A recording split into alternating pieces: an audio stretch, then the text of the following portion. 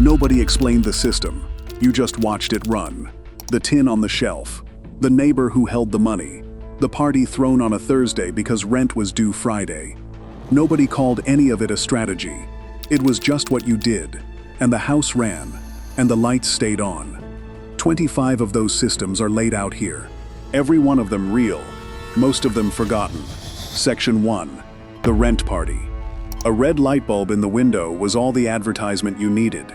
You saw it from the sidewalk on a Thursday night in Harlem, and you already knew what was happening upstairs. You knew what the room would smell like before you got to the third-floor landing. Pork chops, stewed cabbage, black-eyed peas with rice cooked low and slow since that afternoon, and something sweet on a side table if the host was feeling generous. You knew there would be music, a three-piece band in the corner, or a single piano man who could make that upright sound like a full orchestra when he needed to. You paid your quarter at the door, and whatever the rest of the week had been, you were in. The rent party was not an accident, and not a luxury. It was a solution, built from scratch, to a specific problem that had a specific address.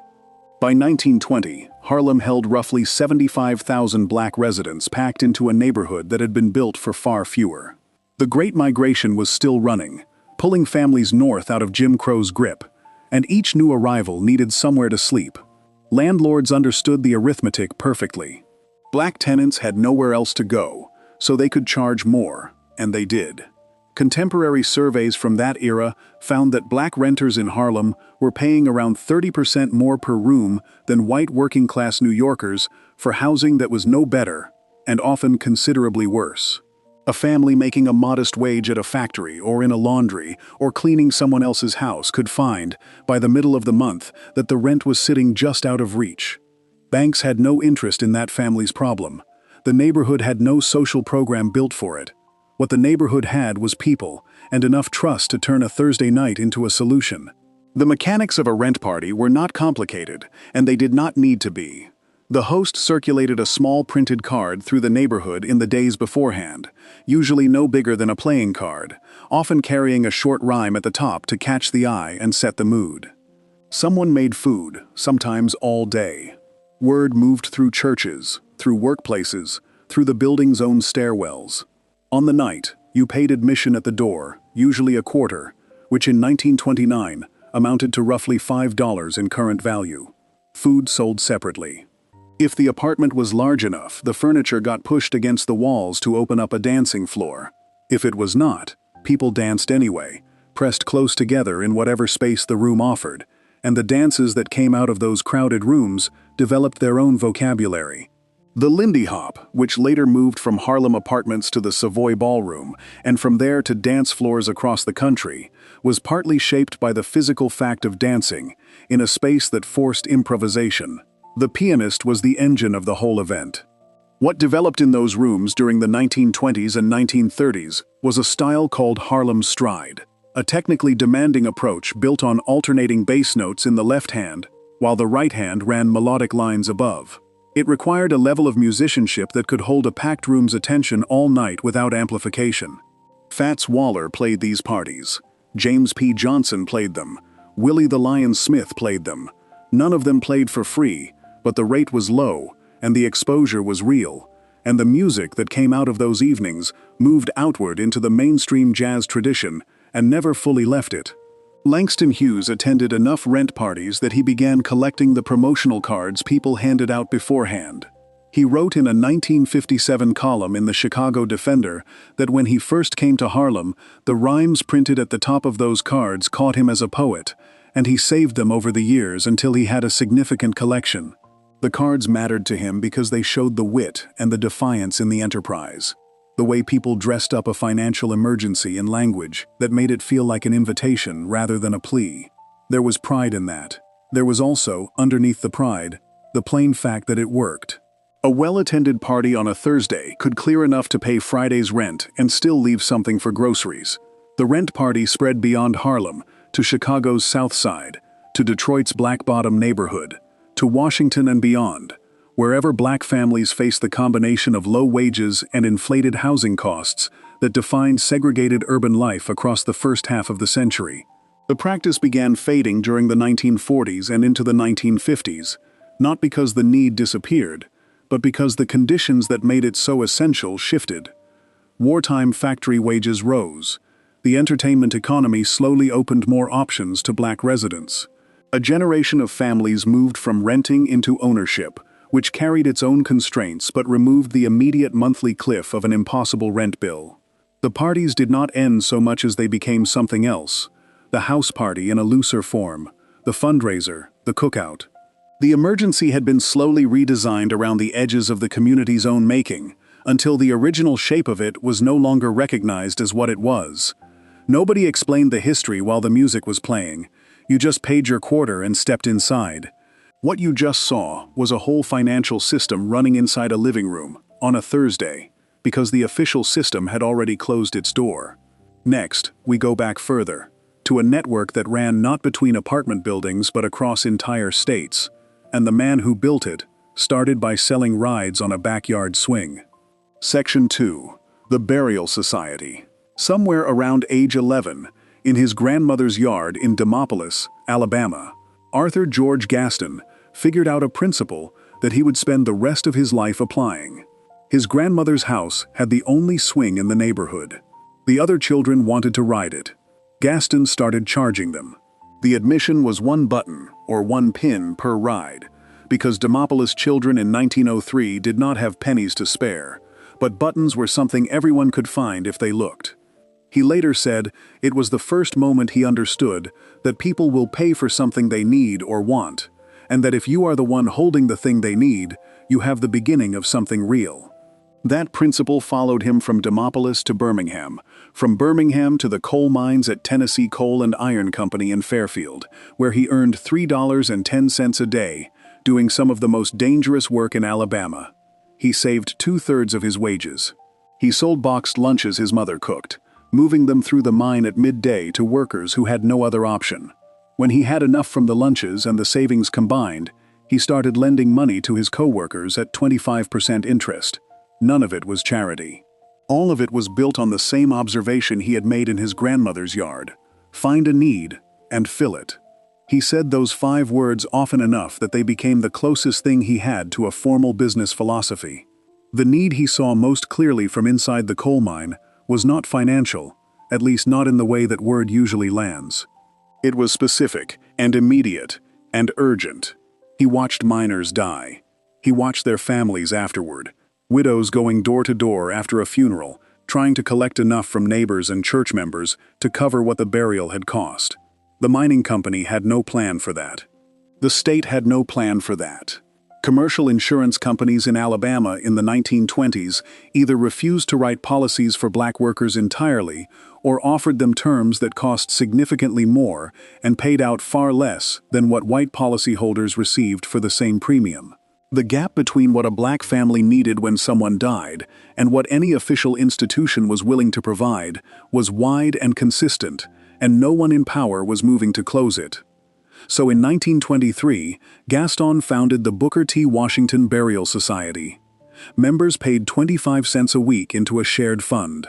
When a member died, the society covered the funeral. No adjuster came to assess the claim.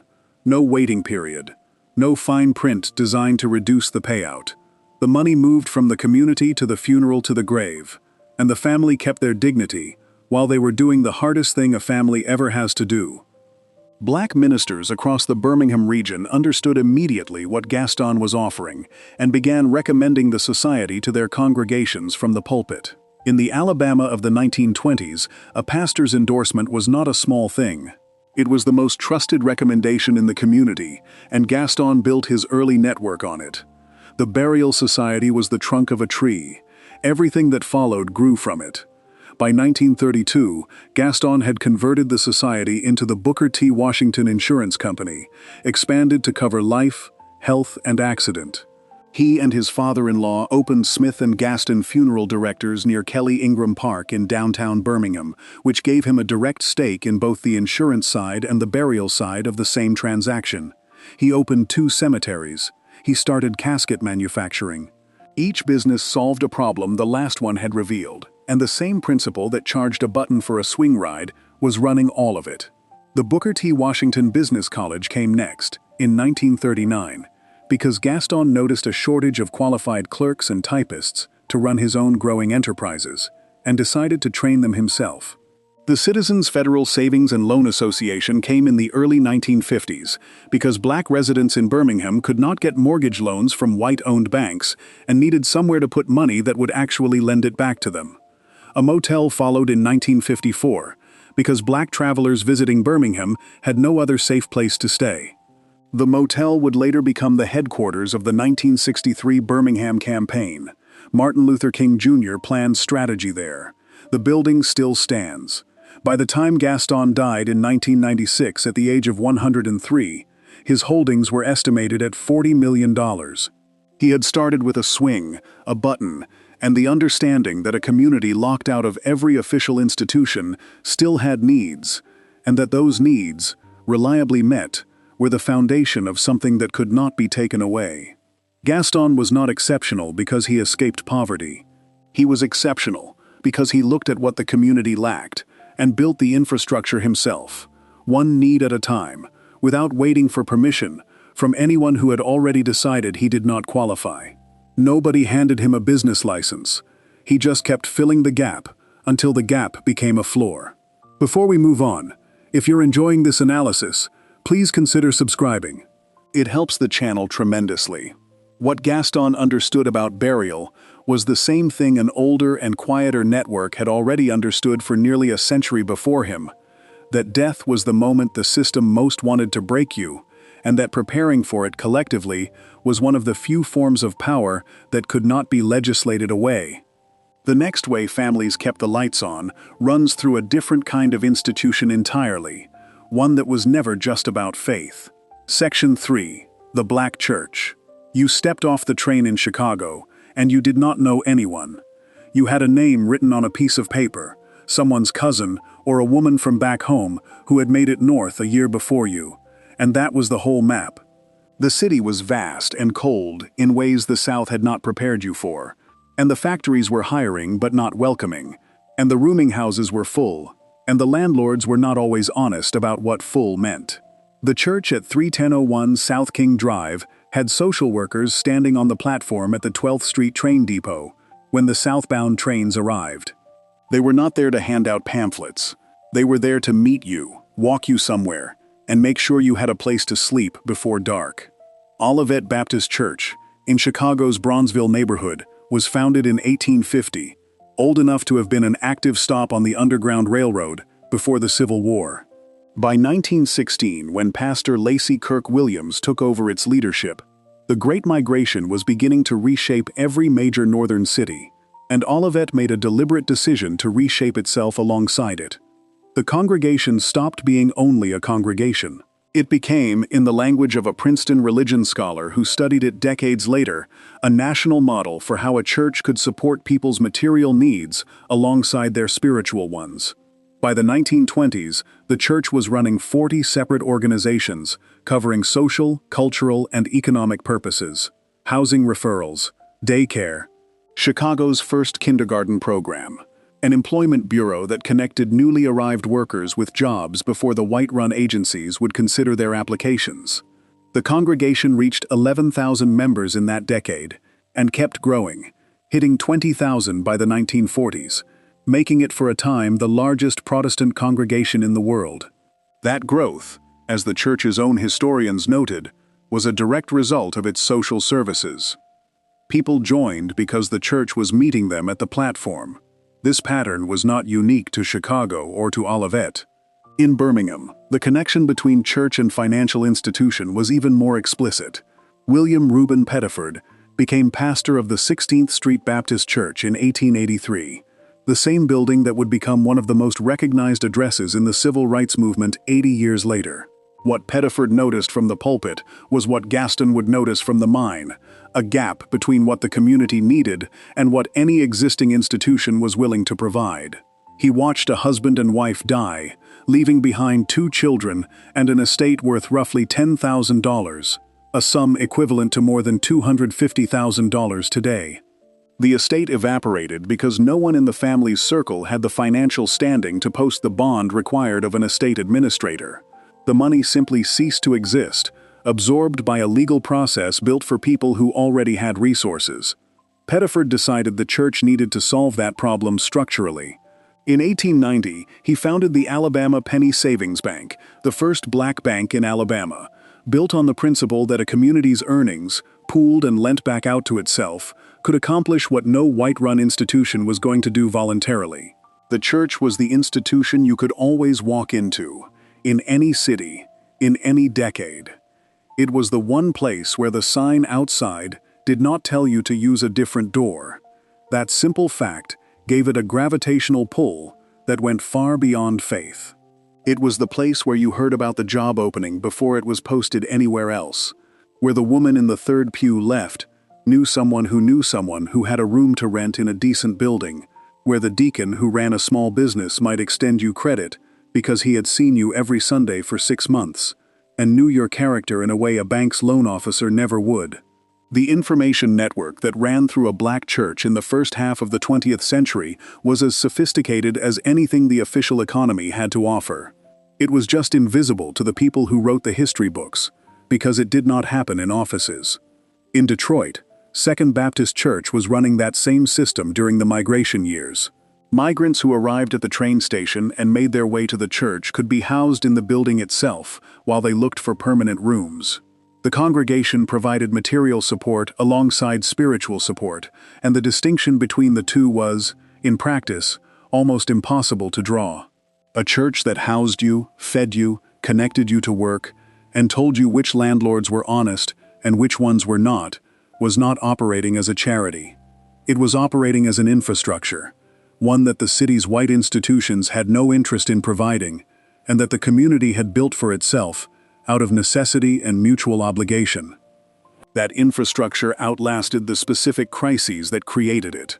Long after the Great Migration slowed, long after some of the formal barriers began to fall, the church remained the place where economic information moved fastest and where the most reliable referrals were made.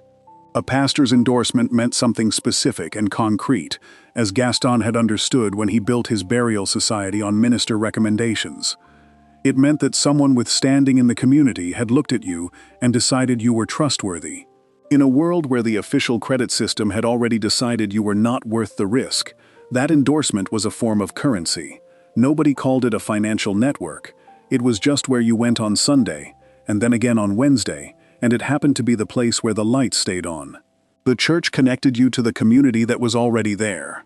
But there was another network built for the moments when you had to leave that community entirely, cross into territory that did not know you and did not want to, and come back home in one piece. That network fit in a glove compartment. Section 4. The Green Book. Victor Hugo Green was a mail carrier in Harlem, which meant he spent his working days moving through the city on foot, building and maintaining a network of faces and addresses that most people never thought of as a network at all. He knew which blocks had which businesses. He knew which store owners were reasonable, and which ones made you feel the distance between where they stood and where you stood. He knew all of this because delivering the mail puts you on every block, in every kind of door, 5 days a week, year after year. In 1936, he decided that the knowledge he carried in his head every day was worth writing down. The first edition of what he called the Negro Motorist Green Book was 16 pages long and focused entirely on the New York metropolitan area. It listed hotels and restaurants that would serve black customers without incident. 16 pages sounds modest until you understand what the absence of that information had cost people, not in inconvenience, but in genuine physical danger. A wrong turn off a highway into an unknown town could mean a gas station that refused to sell you fuel, a restaurant that would not take your order, a motel that would not give you a room, or a sundown town, one of the roughly 10,000 communities scattered across the United States that enforced, by law or by threat of violence, the expectation that black people be gone before dark. Some of those towns posted signs. Others relied on reputation alone. Either way, arriving in one at the wrong hour, with a tank running low, was not an inconvenience. It was an emergency, with no guaranteed exit. Green understood the geography of that danger better than most mapping projects of the era, because he built his information network the same way he built his mail route, through people who were already on the ground. He tapped the National Postal System as his first intelligence source, reaching out to carriers stationed in different cities and asking them to report which businesses in their own neighborhoods treated black customers with basic dignity. Mail carriers knew their territory. They knew which diner owner was respectful and which one made you go around to the service entrance. They knew which rooming house on the colored side of town was clean and well run and which one you should avoid. Green gathered those reports, organized them by city, and printed them. By 1939, he had secured a distribution deal that gave the book a reach no independent black publication had managed before. Esso, the petroleum company known today as ExxonMobil, was one of the only major oil companies in the country that actively welcomed black customers at its stations and sold franchises to black dealers. In the early 1940s, more than 300 of Esso's 830 dealers were black-owned operations. Green and Esso's black marketing executive James A. Jackson worked out an arrangement. The Green Book would be sold at Esso stations across the country, and Esso would get favorable mention in the guide. The partnership was practical on both sides and transformative in its reach. Suddenly the book was available at the one type of business a road traveler was guaranteed to stop at. By 1962, the Green Book's circulation had grown to over 2 million copies annually, riding in glove compartments from coast to coast, as standard equipment, as necessary as a spare tire, as the reference scripts of the era described it. What the book listed was concrete and specific. The Hotel Teresa on 125th Street in Harlem, the Dunbar Hotel in Los Angeles, individual boarding houses in cities where no black-owned hotel existed, beauty parlors, barber shops, and pharmacies in towns that offered nothing else, vacation resorts, golf courses. The specificity was the point, because vague reassurance did not help you when you were 200 miles from home and running on fumes. Julian Bond, who later served as president of the NACB, described the book plainly. It told you not where the best places were to eat, but where there was any place at all. That was the whole of its purpose. Survival information, organized and printed and sold at the gas station, so that a family driving from Chicago to visit relatives in Atlanta could make the trip without disappearing into a gap in the map that no white traveler would ever have needed to account for. Green continued working his mail route by day and building the book at night until he retired from the Postal Service in 1952. When he died in 1960, his wife Alma took over publication for the remaining editions. The final issue came out in 1966-67, 2 years after the Civil Rights Act of 1964 made the legal conditions that had created the book illegal. Green had written in the introduction to the 1949 edition that he hoped someday the guide would not need to exist, that the day would come when black Americans could travel without needing a separate map layered over the official one to tell them where they were actually allowed to stop. That day arrived, on paper, in 1964. The book went out of print. The knowledge it had carried, the habit of checking before you trusted, of knowing the landscape in the particular way that comes from not being able to afford a mistake, did not go out of print nearly as quickly. Nobody handed you a map that showed everything. You carried the one that showed what mattered. Before we move on, if you're enjoying this analysis, please consider subscribing. It helps the channel tremendously. The Green Book told you which door to walk through when you were far from home. Back home, there was a whole other system for making sure the money you earned stayed inside the community that needed it, and it ran through a woman who had started her career as a laundress with $1.25 to her name. Section 5. The Walker System. She was working as a laundress in St. Louis when her hair started falling out. This was 1904, and she was 37 years old, a widow supporting herself and her daughter on the money she made scrubbing other people's laundry, work that paid roughly $1.50 a day and left her hands raw by evening. The hair loss was not vanity. For a black woman in that era, the condition of your hair was tied directly to your ability to move through the world with any degree of professional standing, and the products that existed to address it were scarce, expensive, and designed without the texture and needs of black hair in mind. Sarah Breedlove, who would later rename herself Madam C. J. Walker, looked at that gap the same way A.G. Gaston had looked at the mine, as a need that was not being filled, and therefore as the beginning of something.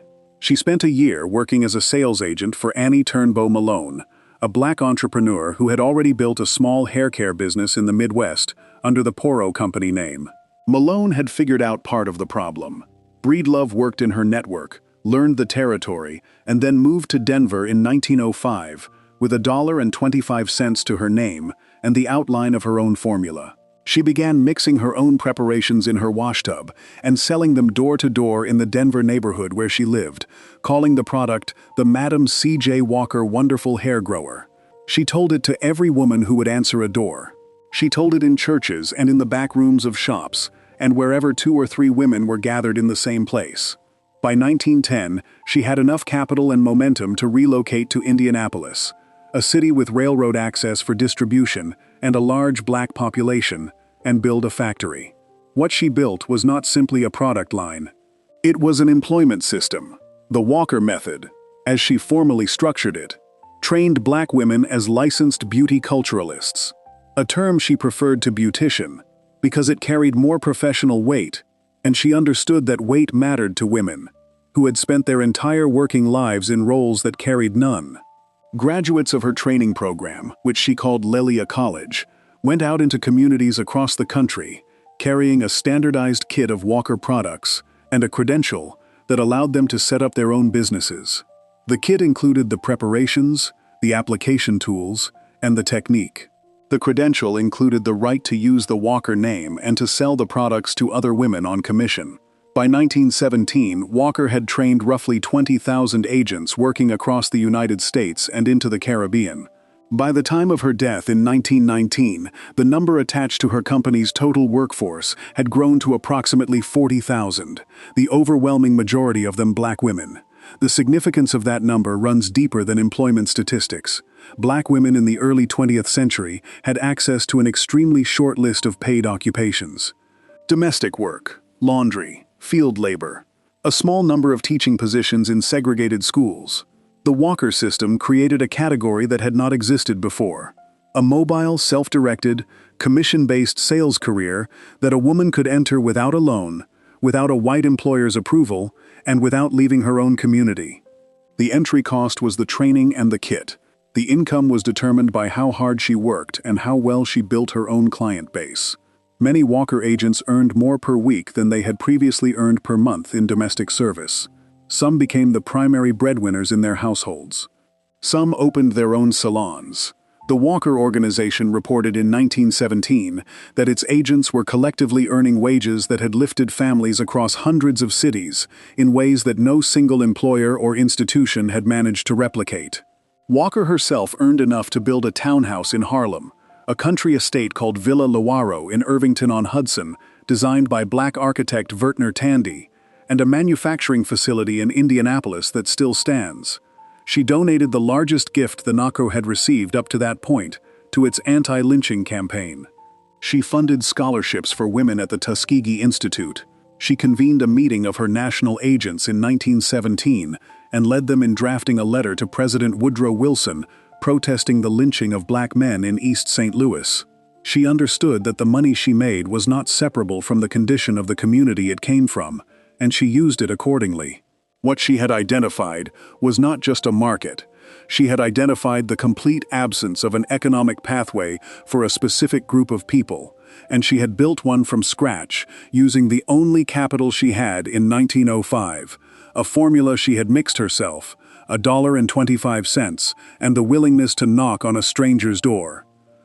The hair care industry she pioneered became a durable economic foundation for black women for decades after her death, one of the few commercial sectors where black ownership, black employment, and black wealth concentrated in numbers that no other industry came close to producing during the same era.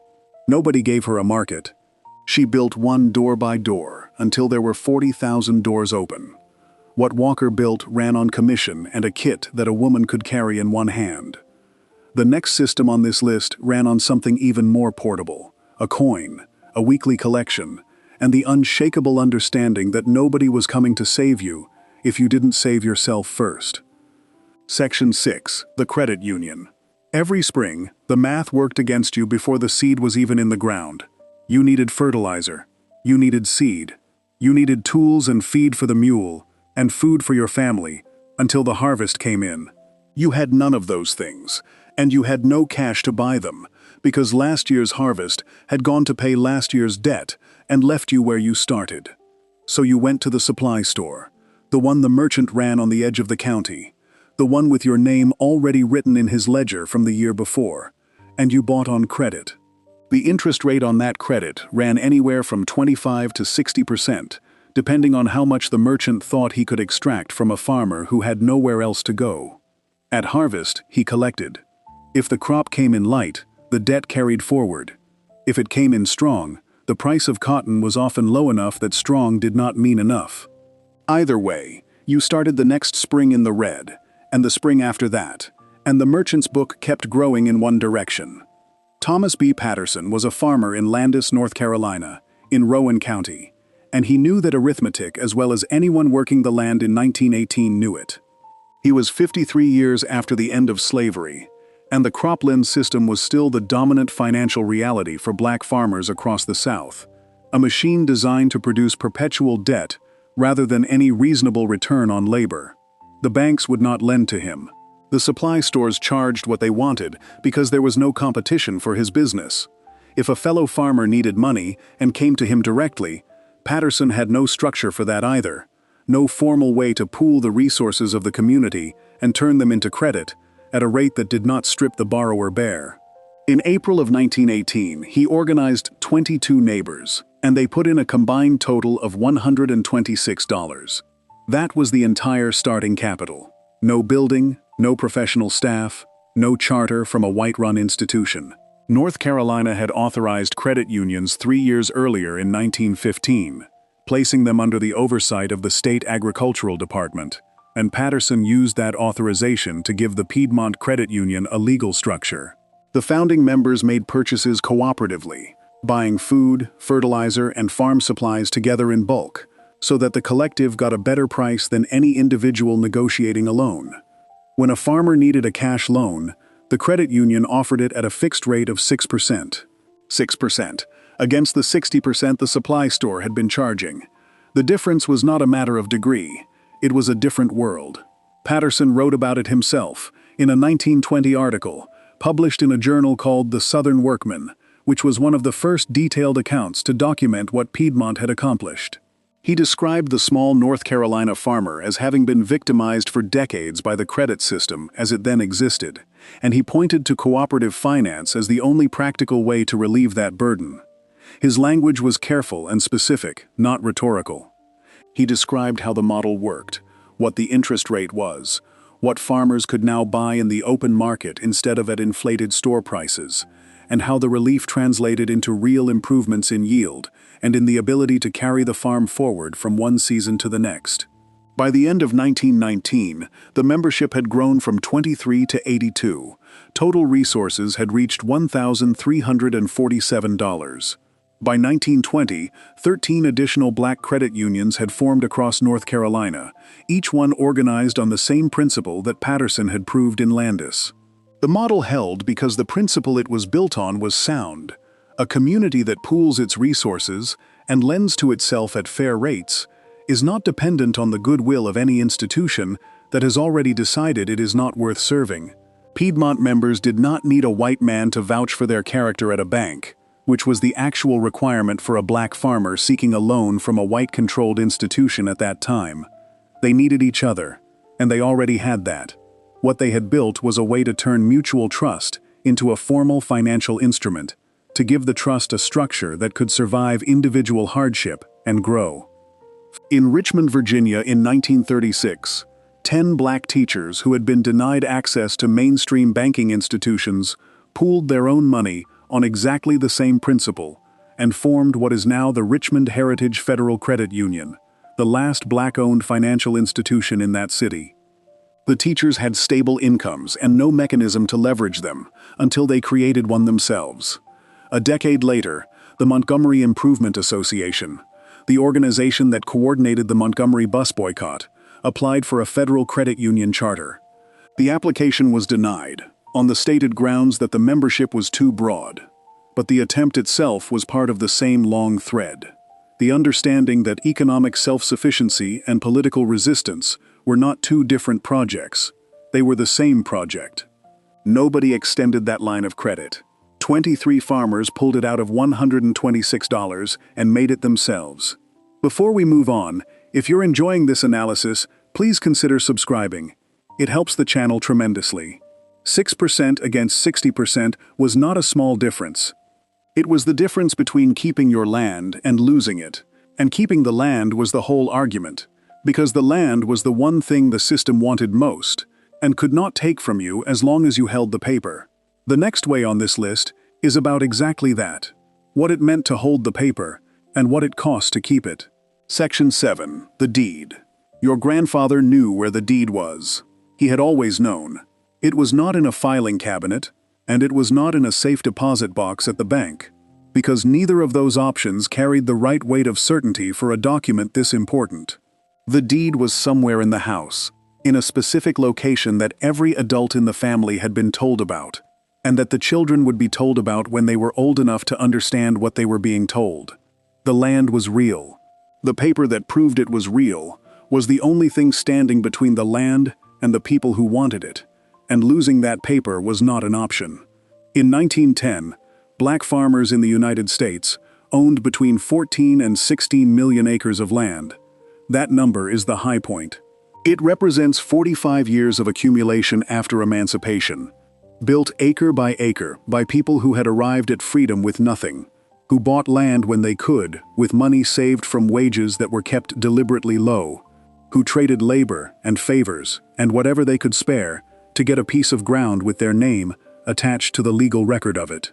14% of all farm owner-operators in the country were black in that year.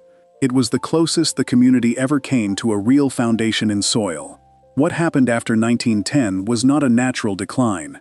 Between 1910 and 1997, black farmers lost more than 90% of that acreage. Researchers who have estimated the cumulative financial cost of that loss place it at a minimum of $326 billion and call that figure conservative. The mechanisms of the loss were varied and often deliberately obscured. Racial violence and the open threat of it pushed families off land they legally owned when no other method worked fast enough. County tax assessors assigned inflated valuations to black-owned property, creating tax burdens that could not be met. And when the taxes went unpaid, the land went to auction. The USDA denied loans and subsidies to black farmers for decades, while approving the same applications from white farmers in identical circumstances, a practice documented extensively in a class action lawsuit settled in 1999. And underneath all of it ran the quieter mechanism of heirs property, the legal loophole that the U.S. Department of Agriculture has formally named the leading cause of black involuntary land loss. Heirs property worked like this. When a landowner died without a formal will, the property passed informally to the family, shared among all the descendants in an arrangement that had no legal deed attached to it. This happened constantly in black families across the South, not out of carelessness, but out of rational distrust. Black property owners in the rural South of the late 19th and early 20th centuries had almost no access to black lawyers, and going to a white lawyer in a Jim Crow county to record your family's land transfer was, in many communities, understood to be a way of advertising what you had to people who might want to take it. So the land passed through families without formal documentation, held together by mutual knowledge and family memory instead of courthouse records. The system worked as long as the family held together. When it broke, a single outside party could purchase a fractional interest in the property from one heir, then use that partial ownership to force a partition sale at auction, often at below market value, with the proceeds split among however many heirs were listed, and the speculator walking away with the land. The families who held on found ways to hold. Some kept the taxes paid at all costs, understanding that an unpaid tax bill was the most reliable door the county had into a piece of property. Paying the taxes on time, every year, no matter what else was going wrong, was the first line of defense, and everyone in the family knew it. Some families moved the land formally into church ownership as a protective measure, since church property faced fewer challenges and generated less attention from the men who watched the county's land records for opportunity. Some simply kept quiet about what they owned, which ran against every instinct a person has to be proud of a thing they built, but was sometimes the only practical approach in a county where being seen to have something was an invitation for someone else to find a reason to take it. The ones who lost it often lost it one generation removed from the person who had fought the hardest to get it. When the grandchildren were living in Chicago or Detroit, and had not been back to the county in years, and did not know the taxes had fallen behind, did not know there was a speculator talking to a cousin, did not know that the land their grandfather had scraped together over 30 years of labor was sitting in a courthouse record, with no clear deed attached to it, and somebody else's lawyer filing the partition papers. The land did not go quietly. It went through the mechanics of a legal system that had been built to work in one direction. Keeping the paper was the whole argument. The land was the one thing that could not be repossessed like a car, or closed like an account. It was the floor under everything else, and the families who held it understood that with a clarity that only comes from knowing exactly how close you came to not having it at all. Nobody explained the full history of what they were protecting. They just made sure you knew where the deed was. The deed protected what you already had. The next item on this list was about building something new, in territory that had already decided you did not belong there, using a network so organized it had its own printed schedule, its own codes, and its own economy running underneath the one everyone else could see. Section 8. The black newspaper Robert Abbott started with 25 cents and a kitchen table. The kitchen belonged to his landlord, which meant it was not even his kitchen. He had a law degree from Kent College of Law in Chicago, earned in 1899, and he could not practice with it because no white firm would take him, and the black community of Chicago in those years was not large enough to sustain an independent black legal practice. So he folded the law degree away and printed 300 copies of a 4-page handbill instead, filled with local news he had gathered himself, and clippings from other papers, and he went door to door in Chicago's South Side, selling subscriptions and advertising space out of his own coat pocket. That was May 1905. He called it the Chicago Defender. What he was building was not simply a newspaper. The newspaper was the container. What was inside it was something the South had been working very hard to make sure black families did not have demation. Specifically, the information about what wages actually looked like in Chicago, what the factory jobs in Detroit were actually paying, what the neighborhoods up north actually looked like compared to what a sharecropper's cabin in Mississippi looked like at the end of a year, when the ledger still said you owed. The Defender printed all of it: job listings, housing notices, wages at the steel mills and the meatpacking plants, train schedules, laid out plainly, so a family in Mississippi who had never planned a journey north could see exactly which train left Jackson, when it arrived in Chicago, and what the ticket cost. The paper was, in its way, a migration manual, printed in newsprint and distributed as news. The distribution required its own network because much of the South moved quickly to keep the paper out. Officials in multiple southern states understood that the Defender was destabilizing the cheap labor force that the sharecropping system depended on, and the paper was effectively banned or suppressed in a number of counties and towns. Buying it, distributing it, or being found with it could mean trouble. Abbott's answer to that problem was the Pullman Porter. Pullman porters were the black men who staffed sleeping cars on the nation's railroads, serving white passengers on overnight routes that ran up and down the length of the country. They were low-paid, heavily worked, and had access to an extraordinary thing: a train that stopped in dozens of cities and towns, with a black man aboard who knew how to move between worlds. Abbott built an informal arrangement with porters traveling south on the rail lines. They carried bundles of the Defender in their luggage. At pre-arranged stops, they left those bundles at barber shops, at church basements, at the small black-owned businesses that served as informal community centers. The paper moved by rail, hand to hand, through a network of men who were trusted precisely because they were already invisible to the people trying to stop the information from getting through. Each copy traveled further than the single reader who first held it. Researchers who documented the Defender's southern circulation estimated that a single copy was typically read by 4 to 5 people before it stopped moving. It was read aloud in churches and at family gatherings to the people who could not read it themselves. That multiplied the reach of a paper whose official circulation numbers were already substantial. By 1916, the Defender's weekly circulation had reached 50,000. By 1918, it was at 125,000. By the early 1920s, it had crossed 200,000, with more than 2/3 of those copies reaching readers who did not live in Chicago. By the 1940s, the number had grown past 230,000, making it at that point the most widely circulated black newspaper in the country, and one of the most widely circulated weeklies in the nation by any measure. Abbott made one other choice that revealed how carefully he understood the audience he was writing for. The Defender did not use the words Negro or black in its pages. African Americans were referred to as the race, and black men and women specifically as race men and race women. This was not a small stylistic decision. In 1905, and for decades after it, Negro in print was often a diminishment, and black was often worse. Abbott understood that the language a paper used to describe its readers was a statement about what the paper believed those readers deserved. The Defender believed they deserved the same dignity that any other newspaper offered its readers as a matter of course, and it said so in every issue, in the word choices as much as in the editorials.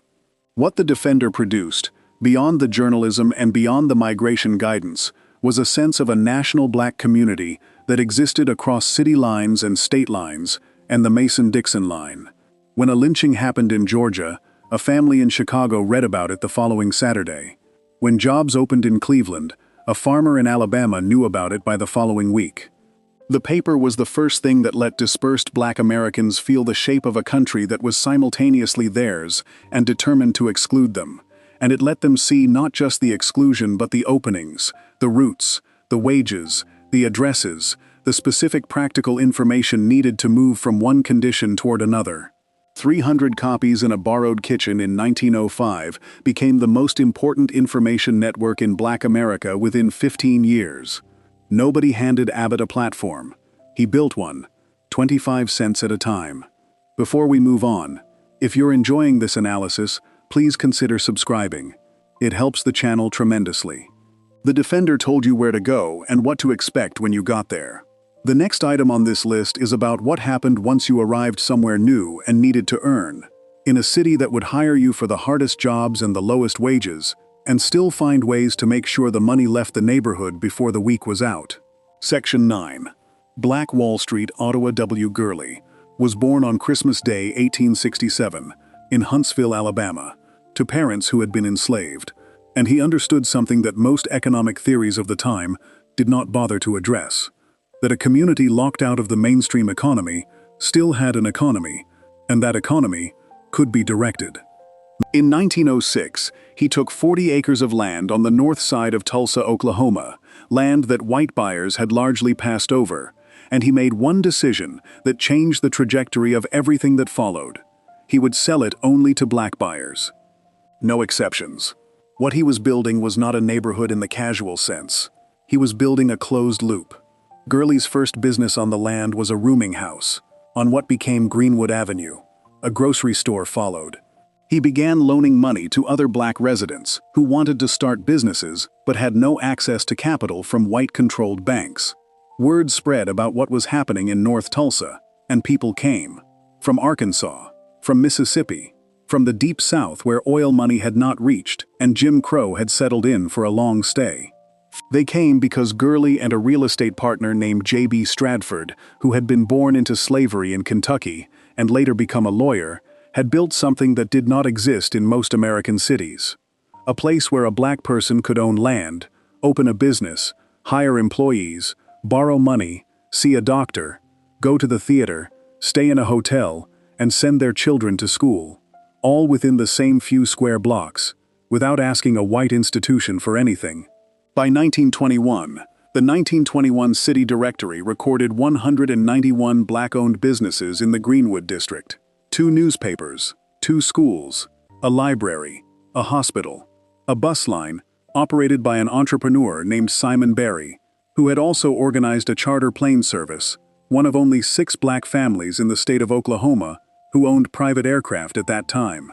J.B. Stratford had built a 55-room luxury hotel, the largest black-owned hotel in the country.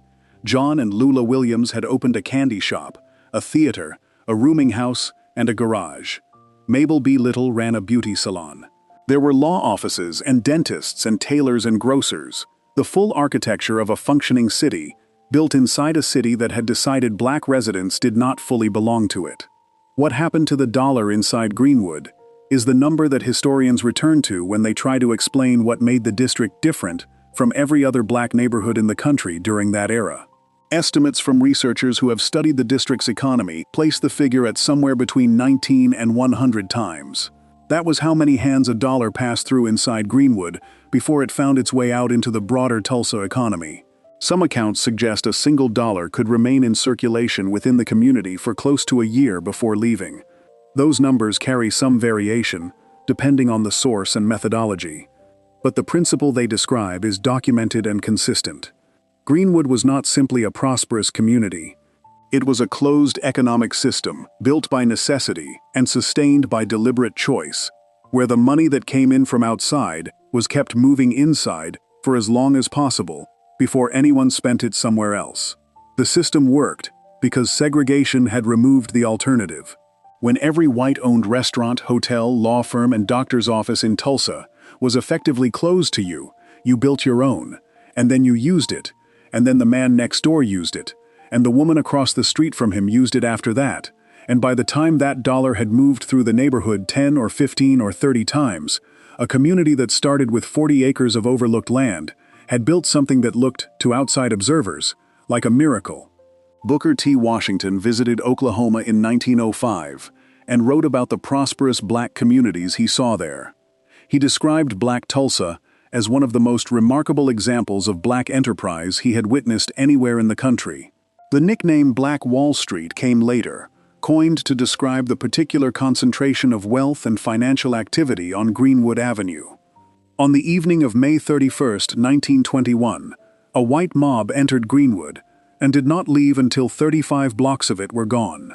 The mob looted businesses, burned homes, and dropped incendiary devices from private planes onto the district below. An estimated 150 to 300 people died, and most of those who survived lost everything they had built. The city of Tulsa did not compensate residents for their losses. The state did not intervene.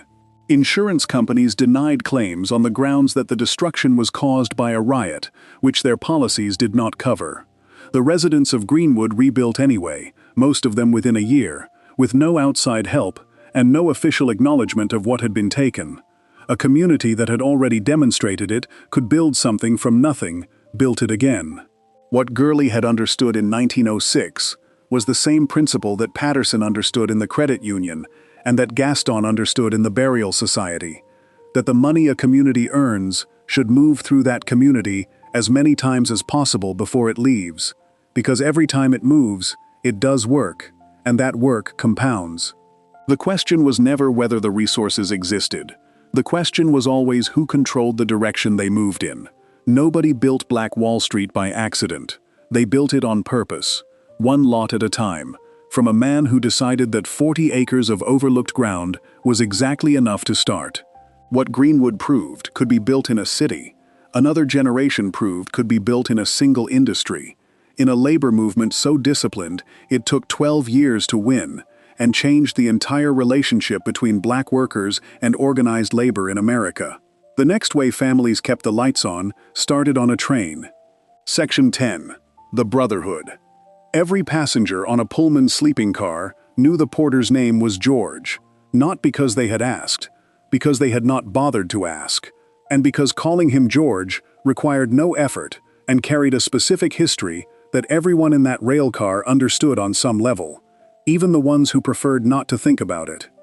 George Pullman had built his Palace Car Company in 1867 on a deliberate calculation that formerly enslaved men, trained from birth in the precise arts of anticipating a white person's needs without being seen to think about it, would make ideal servants for wealthy passengers, and that they would accept lower wages than any white employee would tolerate because the alternative, for a black man in post-Civil War America, was almost always worse. The company was open about this reasoning. There was a saying, repeated often enough that it became a kind of grim joke in black communities: Abraham Lincoln freed the slaves, and George Pullman hired them. By the early 1900s, the Pullman Company was the single largest private employer of black men in the United States, with roughly 10,000 porters working the sleeping cars at any given time. The work required 400 hours of labor per month to qualify for full pay, which meant shifts running up to 20 hours, with as few as 3 or 4 hours of sleep on the floor of the baggage car, before the next passengers needed attending to. Porters paid for their own uniforms out of their wages. They paid for their own meals on the road. They performed unpaid preparation and breakdown duties at the start and end of each run. Their base salary in the mid-1920s sat at roughly $810 per year, making them among the lowest paid employees on the entire railroad, even as passengers envied and praised them for the quality of their service. The gap between what the job appeared to offer and what it actually paid was closed, in theory, by tips, which meant a porter's income depended directly on his willingness to perform servility, convincingly enough that a white passenger felt sufficiently entertained to reach into a pocket. The porters were not permitted to join the American Railway Union, which organized the rest of the Pullman workforce. When they attempted to form their own representative body, the company set up a company union called the Employee Representation Plan, stocked with men the Pullman Company itself selected, designed to create the appearance of worker representation without any of the power that representation was supposed to carry. The situation had been this way for nearly 60 years with no structural change. On the night of August 25, 1925, 500 Pullman porters gathered at an Elks Lodge on 129th Street in Harlem and organized the Brotherhood of Sleeping Car Porters, electing as their president a socialist magazine publisher and labor organizer named Asa Philip Randolph, who had never worked a day on a train. Randolph's outsider status was the point. He had no Pullman paycheck to lose, which meant he could not be fired for his activities the way over 1,000 porters would be fired during the 12 years that followed. The Pullman Company deployed spies inside union meetings, pressured passengers to report on porters who seemed sympathetic to the Brotherhood, and ran sustained propaganda campaigns through black newspapers and community organizations, arguing that Randolph was a communist agitator and that the union would destroy the best employment opportunity available to black men in America. Some prominent figures in the black community accepted this framing and said so publicly. The Brotherhood kept organizing anyway, often without salaries for its officers, who supported themselves and their families through small business ventures and whatever work they could find, while the union spent 12 years waiting for conditions to shift enough to force the company to the table. The shift came through the New Deal. Franklin Roosevelt's labor legislation in the mid-1930s created new legal frameworks for collective bargaining that the Pullman Company could no longer entirely ignore. In 1935, the Brotherhood became the first predominantly black union to receive full membership in the American Federation of Labor. On August 25, 1937, exactly 12 years to the day after that first meeting in the Harlem Elks Lodge, the Pullman Company signed a collective bargaining agreement with the Brotherhood of Sleeping Car Porters. The monthly required hours dropped from 400 to 240. Wages increased by a total of $1,250,000, distributed across the workforce. A formal grievance procedure was established. The Chicago Defender described the contract as the largest single financial transaction any group of black Americans had ever negotiated. Roy Wilkins, who worked as a porter himself before becoming president of the NACUP, named the moment one of the 3 things during the 1930s that made him proud to be black. When Rosa Parks was arrested in Montgomery in 1955, the first call she made was to E.D. Nixon, the local head of the Brotherhood of Sleeping Car Porters. Nixon called 13 ministers. What followed was the Montgomery bus boycott. The Brotherhood had spent 12 years learning how to organize people who were afraid to be seen organizing, and that skill did not retire with the contract. Nobody gave them recognition. They sat in a Harlem lodge in 1925 and voted it into existence themselves. Before we move on, if you're enjoying this analysis, please consider subscribing. It helps the channel tremendously. The Brotherhood fought for the right to be paid fairly for the work already being done. The next item on this list is about a different calculation entirely, not fighting the system from inside it, but building something completely outside it, in a community so self-contained that the system became for a time almost beside the point. Section 11. The HBCU Booker T. Washington arrived in Tuskegee, Alabama in June 1881 to start a school with no building, no equipment, no land, and no money beyond a small state appropriation that covered teacher salaries and nothing else. The Alabama legislature had authorized the school. It had not authorized anything to put inside it. Washington borrowed a shanty from a local black church for the first classes. 30 students showed up on July 4th of that year, most of them children of formerly enslaved people, most of them already working adults who studied at night or during whatever hours the farm allowed. What followed over the next 3 decades at the Tuskegee Normal and Industrial Institute is one of the most ambitious acts of institution building in American history, carried out almost entirely by the people it was meant to serve. Within a year, Washington had purchased an abandoned plantation on the edge of town. The students built the campus themselves. But that is not a rhetorical flourish or a simplified summary. The students of the Tuskegee Institute made the bricks, laid the foundations, raised the walls, and constructed the classrooms, barns, and outbuildings of their own school, with their own hands, as part of the curriculum, while simultaneously growing the food that fed the institution and raising the livestock that sustained it. By 1888, 7 years after that borrowed shanty, the school owned 540 acres and enrolled more than 400 students. The education happening inside those student-built buildings was as rigorous as anything being taught at white institutions in Alabama, and it was producing something white Alabama had not planned for: a generation of trained professionals, skilled tradespeople, and community leaders who owed their credentials to nobody outside their own community. This was what an HBCU was built to accomplish. It was not built as a consolation prize for people who could not attend white schools. It was built as a counter-institution, a place where the gatekeeping that defined every other path into educated professional life in America simply did not apply, because the gate was held by people who had built it themselves and decided to leave it open.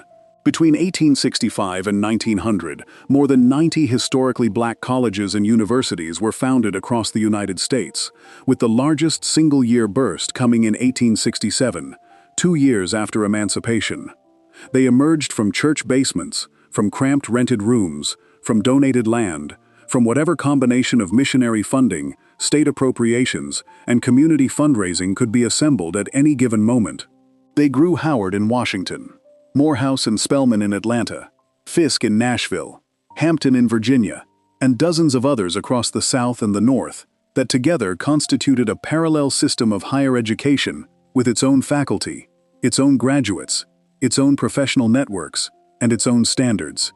George Washington Carver joined Tuskegee's faculty in 1896 to chair the agriculture department and spent the next 47 years there conducting the research that became famous far beyond the campus. His work on peanuts, sweet potatoes, and crop rotation was not pursued for the glory of white agricultural institutions that would not have hired him anyway. It was pursued inside the institution that had been built precisely so that someone with his abilities would have a place to work. The same logic applied to every HBCU-trained physician who opened a practice in a black neighborhood where no white doctor would go, every HBCU-trained lawyer who took civil rights cases that white firms would not touch, every HBCU-trained teacher who staffed the segregated schools that black children were otherwise left with no alternative but to attend. The production numbers attached to HBCUs reflect what it means to build a professional pipeline completely outside the dominant system. Institutions representing roughly 3% of all American colleges and universities have historically produced 40% of all black engineers, 50% of all black teachers, 70% of black doctors and dentists, and 80% of black judges. Those figures describe what happens when an entire professional class is barred from the standard pathway and builds a parallel one that does not depend on the goodwill of the institutions doing the barring. The output was not smaller than what the mainstream system produced. In some fields it was larger, because the HBCU pipeline had no interest in limiting the number of black professionals, for reasons of comfort or tradition. Frederick Douglass Patterson, who became Tuskegee's president in 1935, looked at the financial crisis facing private HBCUs during the Depression, and did something characteristically direct about it. In 1943, he published an open letter to the presidents of other private black colleges, urging them to stop competing against each other for donations and start fundraising together. The organization that resulted from that letter was the United Negro College Fund, launched in 1944 with 27 member institutions, and a fundraising model built on the same principle that had sustained every other black financial institution from the Burial Society forward: that what no individual could accomplish alone, a coordinated group could accomplish together. The UNCEF raised over $760,000 in its first campaign. The tagline it became famous for came later, but the underlying argument was the same one that had been true since 1881, that a mind was a terrible thing to waste, and that the institutions built outside the system had spent a century proving they were not going to let that happen. Nobody handed the school a building. The first students built it themselves, brick by brick, and sat down to learn inside what their own hands had made. The HBCU trained the doctor and the lawyer and the teacher. The next item on this list is about what happened when that doctor tried to actually practice, when the hospital down the street would not let them through the door, and the community built the answer from scratch, the same way they had built every other answer on this list. Section 12. The Black Hospital. Daniel Hale Williams had a medical degree from Chicago Medical College, the same credential that opened every hospital door in the city to his white classmates, and it opened none of them to him. He could not obtain clinical privileges at a single Chicago hospital in the 1880s. That meant he could not perform surgery in a proper facility, could not train residents, could not advance his practice beyond whatever he could manage in patients' homes. A physician in that era, without hospital access, was not a physician in the full professional sense of the word. He was a man with a degree and no place to use it. Williams used the situation the way every institution on this list was built. He looked at what did not exist, calculated what building it would require, and started building. Emma Reynolds was a young black woman in Chicago who had been denied admission to every nursing school in the city on the basis of her race. Her brother, a pastor at St. Stephen's African Methodist Episcopal Church, brought the problem to Williams. Williams spent a period trying to persuade existing nursing programs to admit her. When that produced nothing, he changed his approach. He gathered support from Chicago's black community, and also from several prominent white philanthropists, including Philip Armour and George Pullman, and in May 1891 opened a 12-bed facility on the South Side, at 29th and Dearborn. The opening was a community event, speeches, songs, a full crowd. People understood what they were looking at, which was not simply a new hospital, but a statement about what the community intended to do about problems the city's institutions had decided were not their concern. Provident Hospital and Training School was the first black-owned and operated hospital in the United States. It opened with an interracial staff, which was itself unusual enough to draw national attention, and it immediately began training black nurses, the first class of 7, enrolling in 1892. Williams stayed on as the primary surgeon, performing work that the rest of the city's hospitals were not available to him for, including in July 1893, a surgery on a patient named James Cornish, who had been stabbed in the chest and arrived with a wound reaching the pericardium, the membrane surrounding the heart. Williams opened the chest, repaired the membrane, and closed. Cornish survived and lived another 50 years. The procedure became the first documented successful open-heart surgery in American history, performed in a 12-bed hospital on the south side of Chicago, because the surgeon who performed it had been denied access to every other facility in the city. By 1900, roughly 40 black hospitals existed across the United States. By 1923, that number had grown to approximately 200, scattered through cities and towns from Chicago and Detroit to New Orleans and Durham, wherever a black community had grown large enough and a black physician determined enough to build something from whatever resources they could gather. Lincoln Hospital in Durham, North Carolina, was founded in 1901 by Dr. Aaron McDuffie Moore, the same physician who would later help found North Carolina Mutual Life Insurance Company, after he convinced tobacco magnate Washington Duke that a hospital would be more useful than a monument Duke had been considering. St. Agnes Hospital in Raleigh, established in 1886 on the grounds of St. Augustine's College, was described in a 1922 report as the only well-equipped hospital for black patients between Washington and New Orleans, serving not only North Carolina, but the adjacent states of Virginia and South Carolina. Flint Goodrich Hospital in New Orleans, founded in 1896 under the name Phyllis Wheatley Sanitarium, was the only training hospital available to black doctors and nurses in Louisiana during the entire segregation era.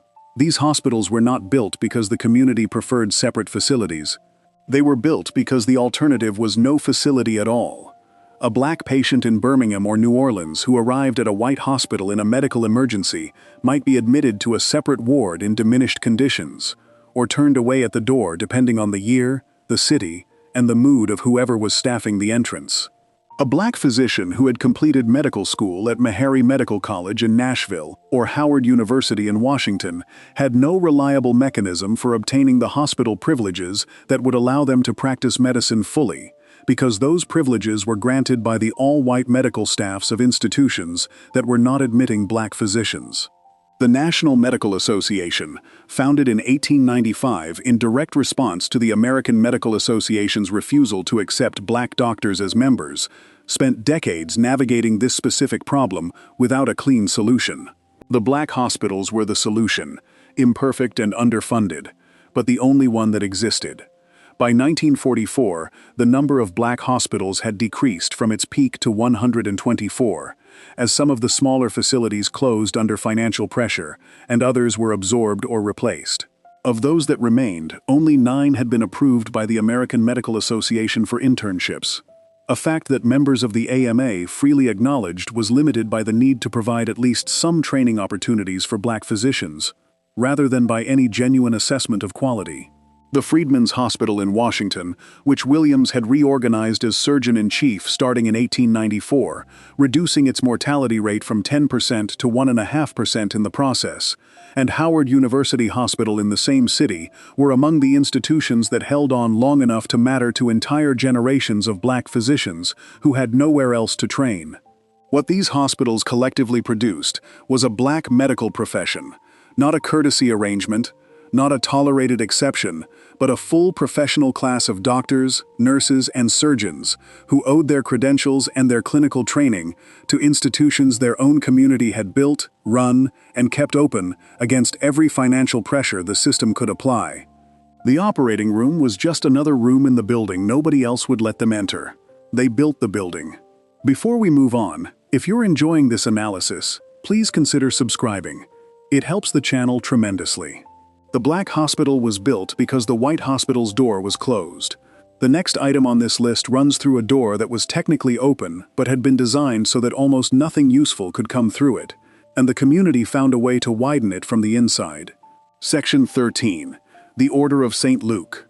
Maggie Lena Walker joined the Independent Order of St. Luke when she was 14 years old. This was Richmond, Virginia, in 1878. 14 years after her birth, to a formerly enslaved woman named Elizabeth Draper, and the order was one of the few institutions in the city that would take a black girl seriously. It was a mutual aid and burial society, founded in Baltimore in 1867 by a formerly enslaved woman named Mary Prout, organized originally as a women's organization, before expanding to admit men. It paid death benefits to members' families. It provided sickness insurance. It gave people a place to gather and a reason to contribute to something larger than their own household. Walker absorbed all of it and rose through the order's ranks over the following 2 decades. Secretary of her local council at high school graduation, delegate, lodge president, national deputy, eventually founder of the Order's juvenile department, which she designed to build leadership capacity into the next generation before they were old enough to need the insurance. By 1899, the Order was nearly bankrupt. Its previous leader had abandoned it rather than watch it collapse, and the organization that remained carried more debt than assets, and fewer than 4,000 members. The Right-Worthy Grand Council elected Walker to take over as Right-Worthy Grand Secretary-Treasurer. Within a year, she had doubled the membership. Within 5 years, she had built something that bore almost no resemblance to the struggling organization she had inherited. Her logic was clear, and she stated it plainly in a speech at the 1901 annual convention, addressing the first generation of Black Americans born entirely into legal freedom, that freedom without economic independence was an incomplete condition, and that economic independence required institutions, not just individuals. She laid out a 3-part plan: a newspaper first, which became the St. Luke Herald in 1902, giving the Order a voice in Richmond's Black community, and a means of circulating information about what the community was building. A bank second, which opened in November 1903 with $8,000 in deposits on its first day. A department store third, which opened in April 1905 on Broad Street, carrying goods Black consumers actually needed at prices that did not penalize them for being Black, and employing Black women in positions that did not involve domestic service or laundry. The St. Luke Penny Savings Bank, when it opened, made Walker the first Black woman in the United States to charter a bank and serve as its president. The distinction was precise and documented. She was not simply among the first, she was the first. A fact the banking industry acknowledged at the time, and historians have confirmed since. The bank she built was staffed predominantly by Black women, which was itself an extraordinary disruption in a city where Black women's professional options in 1903 consisted almost entirely of domestic work and teaching. The bank made small loans that other institutions refused to make. It required 10% down on home mortgages when white-owned banks, demanding 50% from Black applicants, were the only other option available. By 1920, 645 Black families in Richmond owned their homes, a figure directly connected to the terms the St. Luke Penny Savings Bank was willing to offer. Walker used the bank's resources as an instrument of coordinated economic pressure in 1904, when Richmond's streetcar company instituted segregated seating. She organized a boycott, which she described explicitly as economic warfare rather than political protest, since political protest required voting rights she had not yet been granted. The goal, as she stated it, was to bankrupt the segregationist company, and the second goal was to redirect the money saved on streetcar fares into Black-owned businesses. The Virginia Passenger and Power Company went out of business within the year. The boycott that Rosa Parks and E.D. Nixon and the Brotherhood of Sleeping Car Porters launched in Montgomery in 1955 was using a tactic that Walker had already proven worked in Richmond in 1904. At its peak in the mid-1920s, the Independent Order of St. Luke had more than 100,000 members across 24 states and an insurance fund of $8 million. Walker had taken an organization with fewer than 4,000 members and built it into a national institution, using an existing legal framework for fraternal societies to accomplish something the mainstream financial system had been specifically designed to prevent: a Black community in the Jim Crow South controlling its own credit, its own media, its own retail, and its own insurance, all operating under one organizational roof, all pointing in the same direction. When the Great Depression arrived and banks across the country began failing, Walker moved with the same methodical practicality she had always applied. She negotiated mergers between the St. Luke Penny Savings Bank and 2 other Black-owned Richmond banks, the Second Street Savings Bank and Commercial Bank and Trust, forming the Consolidated Bank and Trust in 1929. The consolidated institution survived the Depression. It continued operating under Black ownership for more than a century after its founding, closing finally in 2005 as the oldest continuously Black-owned bank in the United States. Walker served as chairman of its board until she died in December 1934. She had joined the order at 14, with a burial benefit and a place to belong. She left it with a bank, a newspaper, a department store, 100,000 members, and a demonstrated proof that coordinated economic power, organized through an institution the community owned outright, could accomplish what no individual petition or political appeal had managed. The door was technically open. She walked through it, and widened it until it could fit an entire community. What Walker built ran on members and dues, and the disciplined redirection of money that would otherwise have left the community. The next item on this list ran on something older and quieter than any institution: the knowledge of how to feed yourself from the ground, and the understanding that a family that grew its own food could not be completely controlled by anyone who controlled the price of it. Section 14. The garden. Late summer in the South, and there was a row of sweet potato mounds behind the house that nobody asked you about, because nobody needed to. The sweet potatoes were simply there. So were the collard greens, the butter beans climbing the fence posts, the tomatoes staked with whatever old wood was nearest to hand. A fig tree at the back corner of the yard if the soil allowed for it. Pepper plants closer to the house, where the warmth off the walls helped carry them past the first cold snap. The garden was not a hobby, and not a statement. It was part of how the household ran, as ordinary and as necessary as the roof. George Washington Carver arrived at the Tuskegee Institute in 1896 to chair the agriculture department, invited by Booker T. Washington because Washington understood that the problem facing black farmers across the South was not simply political, it was agronomic. Decades of planting cotton on the same fields without rotation had stripped the soil of nitrogen and left it nearly useless. And the cropland system had locked farmers into planting cotton again and again regardless, because the supply merchant would extend credit against a cotton harvest and against almost nothing else. The boll weevil arrived in the 1890s and made a bad situation catastrophic, destroying cotton harvests across millions of acres and removing the one crop farmers had been permitted to depend on. Carver's answer to this was practical and specific. He identified crops that would restore nitrogen to depleted soil: peanuts, sweet potatoes, cowpeas, soybeans. He published 44 bulletins over the course of his time at Tuskegee, each one addressed directly to farmers in the plainest possible language, distributed free of charge, covering everything from soil composition to food preservation to the preparation of the crops he was promoting. His 1916 bulletin on how to grow the peanut and prepare it for human consumption listed 105 recipes and applications, because growing an alternative crop was only useful if the farmer had somewhere to take it. He developed more than 300 products from peanuts, and more than 100 from sweet potatoes, not as laboratory curiosities, but as demonstrations of what a family could eat, sell, and use from a single acre of ground that no longer had to be devoted entirely to a crop, whose price was set by people far away and indifferent to what happened in a sharecropper's household. In 1906, Carver designed the Jessup Agricultural Wagon, a horse-drawn vehicle that cost $674 to build and equip with soil samples, farm tools, seeds, recipes, and demonstration materials. It became America's first mobile school, rolling through rural Alabama counties to reach the farmers who could not come to Tuskegee.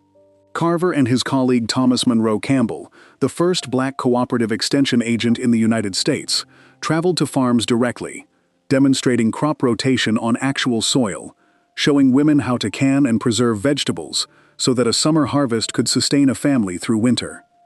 The wagon model was later taken up by the Federal Extension Service as a template for agricultural outreach, which meant that an institution designed entirely to serve black farmers in the Jim Crow South became the model for how the country as a whole brought agricultural knowledge to rural communities. The home garden existed on every scale, from the small plot behind a city row house to the larger kitchen garden of a rural family. What it provided in every case was the same thing: a portion of the family's food supply that fell entirely outside the systems designed to extract money from the community. You could not be overcharged for a sweet potato you grew yourself. You could not be denied credit against a harvest you had already put up in glass jars on a shelf in the back room. The canning and preservation knowledge that black women carried and passed between households, the techniques of pickling and drying and putting up that moved through church networks and family visits, and the visits of home demonstration agents, represented an economic layer that operated entirely beneath the reach of the supply store and the crop-lin system. A family that could feed itself from its own ground for 3 months of the year had reduced by 3 months the period during which it was completely dependent on outside credit. That is not a small reduction. In a system designed to make every transaction a debt, and every debt a permanent condition, 3 months of self-sufficiency was the difference between a household that bent and a household that held. Nobody called it resistance. They called it putting up the tomatoes. That was enough. Before we move on, if you're enjoying this analysis, please consider subscribing. It helps the channel tremendously. The garden fed the body and reduced the debt. The next item on this list fed something harder to name: a sense of who you were and what you were worth. In a room where you could say exactly what you thought without calculating the cost first. And that room turned out to be one of the most important economic institutions in Black America. Section 15. The barbershop John Merrick was born into slavery in Sampson County, North Carolina, and by the time he was a teenager, he was laboring in a brickyard in Chapel Hill, teaching himself to read and write in the Reconstruction schools that existed briefly and then did not. He became a bootblack in a Raleigh barbershop, then a barber, then a partner, then the owner. By 1892, he had assumed full control of what had grown into 5 barbershops across Durham, 3 serving white clients and 2 serving black ones. When he died in 1919, he was president of the North Carolina Mutual Life Insurance Company, the largest black-owned business in the United States, a man who had helped found Lincoln Hospital, the Mechanics and Farmers Bank, and an entire complex of black institutions that W.E.B. Du Bois and Booker T. Washington, who agreed on almost nothing, both visited Durham to praise. Every dollar of capital that seeded those institutions came first from the barbershop. Merrick's story is the most dramatic version of what the barbershop produced, but the pattern he followed was not unusual. Barbering was one of the few skilled trades that remained genuinely open to black men throughout the Jim Crow era. Not as a concession, but as a practical reality.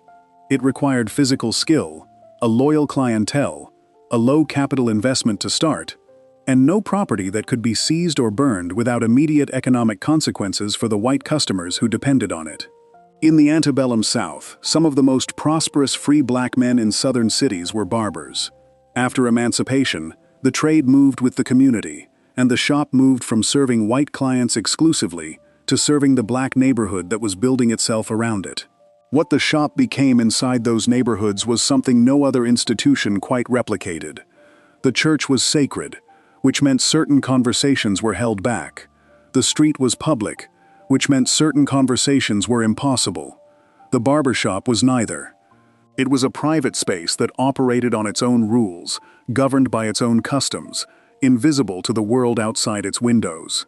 A man waiting for his cut heard what his neighbor was doing for work, which factory was hiring, and which had just laid off, which landlord was reasonable, and which one would take your deposit and find reasons to keep it. He heard what the city council had voted on the night before, what the newspaper had buried on page 8, what the reverend had said after service that did not make it into any official record. He heard, if the barber trusted him, what the community was organizing and what it needed. During the civil rights years, the FBI's COINTELPRO operation specifically targeted black barbershops for surveillance, which is itself a precise measure of how seriously those in power took what happened inside them. Stokely Carmichael became involved in black activist organizing through a Harlem barbershop. The information and the solidarity that moved through those rooms during the 1950s and 1960s did not originate there, but it traveled faster and reached further because of the infrastructure the barbershop had spent a century building. For black women, the beauty salon ran a parallel operation.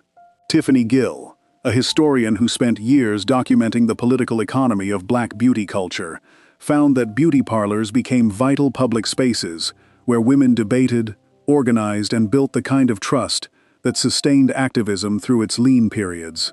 The women who came in weekly or bi-weekly were not only maintaining their appearance, they were maintaining a relationship with a community institution that knew their names, knew their families, knew what they needed, and what they were willing to do. The economic layer underneath all of this was steady and cumulative. A black barber who built a loyal neighborhood clientele in the 1920s or 1930s had a recession-resistant income, since hair grows regardless of what the stock market does. That income, saved and invested the way Merrick had done, seeded real estate, insurance, banking, education. The barbershop was not a stepping stone to something more serious. It was itself serious, already one of the few pieces of economic ground in segregated America that held firm under a black man's feet, without requiring permission from anyone who wanted to deny it. Nobody handed Merrick the barbershop. He started by shining shoes in someone else's, and built from there until the building belonged to him. The barbershop gave the community a place to speak and plan without being watched. The next item on this list gave the community something just as essential, a way to move, on their own terms, through a city that had been built to make sure you could not get where you needed to go. Section 16. The Jitney R.J. Reynolds was building a tobacco empire in Winston-Salem, and the jobs were there, but the streetcar lines were not. Duke Power Company ran the city's trolley service, and the routes went north, south, east, and west, through white neighborhoods and business districts, and stopped before they reached the densely populated black sections of East Winston.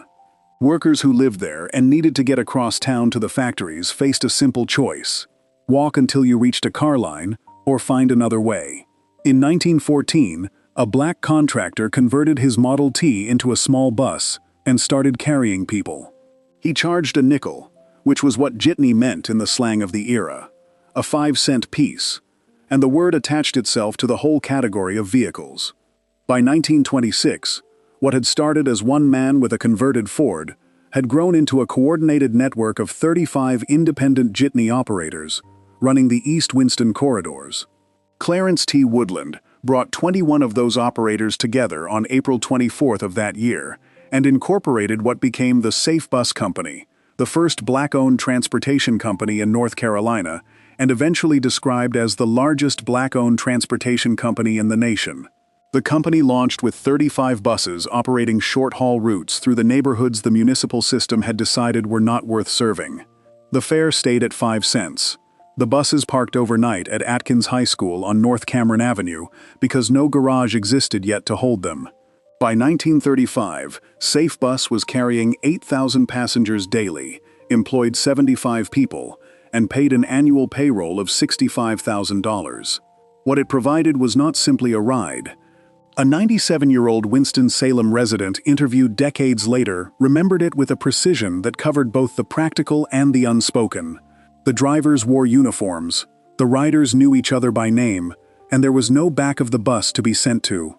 Safe Bus was owned by black people, and on Safe Bus you sat where you chose. This pattern repeated itself across every city where black neighborhoods had grown large enough to constitute a market, and the official transit infrastructure had decided that market did not count. In Pittsburgh, a jitney system serving the Hill District and other black neighborhoods operated for decades as what one 1994 newspaper investigation called an invisible transit system, entirely illegal and completely open, carrying more passengers daily than all of Pittsburgh's licensed cab companies combined. The system ran on word of mouth, cash, and the understanding that certain phone numbers would get you a car within a few minutes. August Wilson, who grew up in the Hill District and later wrote a play called Jitney, set inside one of its car stations, understood the jitney not as an improvisation, but as an institution, a structured thing with its own internal economy and its own rules. The Montgomery bus boycott of 1955 and 1956 worked in part because a jitney infrastructure already existed. When Rosa Parks was arrested and black residents of Montgomery refused to board segregated buses, the community needed an alternative transportation network capable of moving thousands of workers across a city every single day for over a year. The jitney drivers who answered that need were not improvising from nothing. They were extending a system of informal black transportation that had already been operating in American cities for 4 decades. Meeting a demand the official system had no interest in filling. Researchers who studied the collapse of early jitney services in American cities concluded that the policy decisions made to shut jitneys down in the 1910s and 1920s, made at the insistence of streetcar companies protecting their monopolies, led directly to much of what became most dysfunctional in American urban transportation. The jitney was faster, cheaper, more flexible, and more responsive to actual community geography than anything the municipal systems were offering. It disappeared not because it failed, but because it worked well enough to threaten something else, and the something else had more political power. SafeBus survived until 1972, when the city of Winston-Salem, having watched the white-owned transit company walk away from unprofitable routes, persuaded SafeBus to absorb the whole system, profitable and unprofitable routes alike. The company lost money under those terms, and folded within 4 years. Segregation had created the need for it. Integration, applied unevenly, ended it. Nobody designed the jitney as a solution. One man with a Model T and a 5-cent fare designed it, and the community kept it running for 60 years. Before we move on, if you're enjoying this analysis, please consider subscribing. It helps the channel tremendously. The jitney moved people through the city the official system had written off. The next item on this list moved something harder to carry and easier to lose. Money earned in one hand and kept from leaving the other, through a practice so old it crossed oceans, and so practical it needed no name beyond the one the neighborhood already had for it. Section 17. The Susu. Somebody in the group held the book. That was the whole structure. She kept track of who paid, who was due next, and how much was in the pot. There was no letterhead, no filing fee, no loan officer's desk to sit across from, while someone who had never met you decided whether your character was worth a signature. There was a notebook, a circle of people who knew each other well enough to trust each other with money, and a rotating schedule that moved the pot from hand to hand until everyone had received their turn. The system had been running, in various forms and under various names, for centuries before it arrived in America, and it needed no modification to work. Trust was the collateral. The community was the bank. The Yoruba people of what is now Nigeria called it the esusu, a word that translates in its most practical sense to saving money little by little. The practice is documented in West Africa for at least 5 centuries, organized around the same mechanics that would carry it across the Atlantic and into the Caribbean, and eventually into the row houses and apartment buildings of New York and Chicago, and every city where black families arrived, with wages and no institutional pathway for keeping those wages from draining back out before the next payday.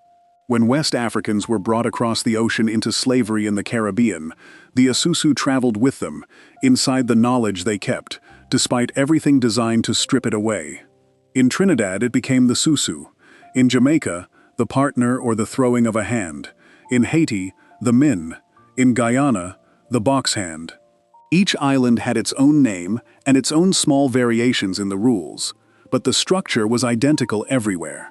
Equal contributions, rotating payouts, a trusted person managing the schedule, and the social weight of the community standing in for any legal enforcement mechanism the system lacked.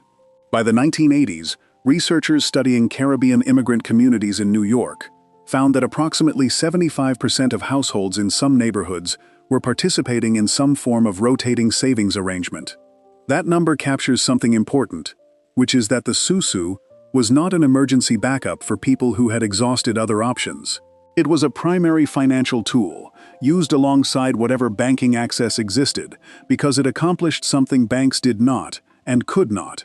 It delivered a large sum of money at a predictable moment, without fees, without interest, without a credit check, without the quiet humiliation of being evaluated and found insufficient by an institution that had no meaningful stake in your outcome. The mechanics were precise. A group of 5 to 15 people, sometimes more, agreed on a contribution amount, usually tied to what each member could reliably spare from a paycheck. Every week or every payday, each person contributed that same amount to a common pool. The pool, the whole hand, went to one person, according to a schedule agreed upon at the start. The next round, the next person received it.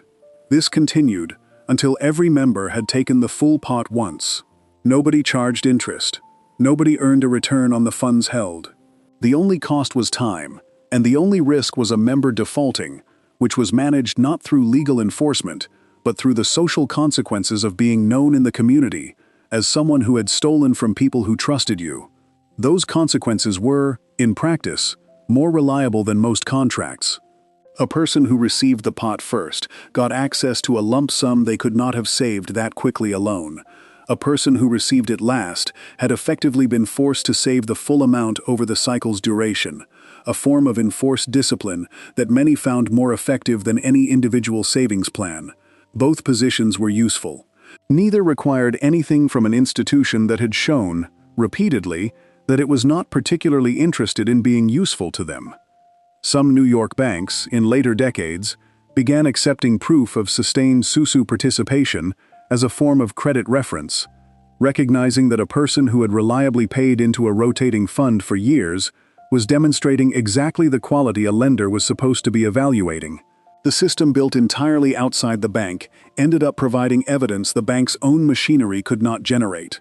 Nobody invented it as a workaround. It was simply how the money moved, generation after generation, name after name, hand to hand, until everyone had their turn. The SUSU required trust and a small group. The next item on this list required something even simpler: a jar, a shelf, and the understanding that what you could see and touch and count yourself was the only money you could be certain nobody else had already spent. Section 18. The tin on the shelf. On June 29, 1874, the Freedmen's Savings and Trust Company closed its doors for the last time. The bank had been chartered by Congress in 1865, established specifically for the benefit of formerly enslaved people, and it had built branches across more than a dozen states with 61,000 depositors who trusted a federally backed institution with their savings. Some accounts contained only pennies. Others contained the accumulated earnings of years of labor. All of it was gone when the doors locked, lost to the mismanagement and speculation of white trustees who had used the deposits for risky investments and covered their losses until there was nothing left to cover. The depositors eventually recovered about half of what they had put in. Thousands recovered nothing. Those who petitioned Congress for full reimbursement were blocked for decades by white Southern legislators who had no interest in the outcome. Frederick Douglass, who had taken the bank's presidency in a final desperate attempt to stabilize it before the collapse, later said he had lost $10,000 of his own money in the effort, and described the institution's failure as one of the most damaging events he had witnessed to black confidence in American financial promises. What followed that collapse was not complicated. It was a tin on a shelf, a coffee can in a kitchen cabinet, a cigar box in the back of a drawer, an envelope tucked behind the cornmeal canister, or folded into the lining of a coat, or kept under a floorboard that only one person in the house knew was loose. The lesson the collapse delivered was not an abstract one about institutional risk. It was immediate and physical. If the bank can fail and take your money with it, keep some of your money where you can see it. Keep it where no teller, no trustee, no federal charter, and no congressional inaction can touch it without your hand being the one that moves it. This habit did not stay stuck in 1874. For decades after, black families across the South faced banks that would not open accounts for them at all under Jim Crow, and even where a bank would take a deposit, the service came with a different quality of treatment than other customers received. When the system finds reasons to make you wait every single time, you stop waiting on it. The tin became the answer. Tangible, transparent, incorruptible, and entirely under your own authority. A family with a tin on the shelf knew exactly what they had. There was no statement to wait for, no balance to check through someone else's interface, no monthly fee quietly reducing the total. You opened the tin and counted. What you counted was what existed. What you put in was what stayed in. There was no overdraft, no service charge, no moment of discovering that the number you thought you had was actually a different number, because the bank had processed transactions in a particular order to maximize what it could collect from you. Many families kept more than one tin, one for the light bill, set aside every payday without negotiation, one for rent, one that nobody touched without a conversation first, held specifically for the kind of emergency that did not announce itself in advance. This was not elaborate bookkeeping. It was the most direct form of financial planning possible, physical separation of money by purpose, visible at a glance, requiring no app, no spreadsheet, no password, and no permission from any institution to access. The habit lasted long after banks became more formally available to Black customers. Grandparents who had lived through redlining, through watching a loan application denied for reasons that were never fully explained, through the memory of the freedmen's collapse, carried in family stories if not in living memory, passed the practice down the same way they passed down a recipe, not as a warning delivered out loud. Just as the way the household operated, the way money moved, the way you organized your week. The tin sat on the shelf, and every adult in the house understood what it was for and what the rules around it were, even if no one had ever stated those rules in a single explicit conversation. Control was the point. Not fear, not distrust for its own sake, but the specific, earned understanding that money you could hold in your own hands was money that could not be taken from you by anything except your own decision to spend it. You could count it in the dark. That was enough. Before we move on, if you're enjoying this analysis, please consider subscribing. It helps the channel tremendously. The tin held what you had. The next item on this list built what you were going to need, through a practice that looked, from the outside, exactly like its name, and was, from the inside, something entirely more structured and more serious than it appeared. Section 19. The numbers. You picked 3 digits, handed your dime or your quarter to a runner who came through the neighborhood every morning, and waited to see what the number came out to that afternoon.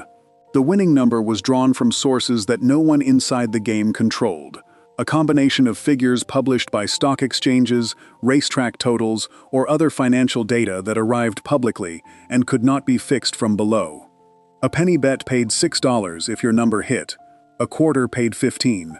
The odds were long, and everyone understood they were long, which is why historians who have spent time inside the records of the numbers game consistently note that participants described it less like gambling and more like putting a small amount into the market each morning and waiting to see what came back.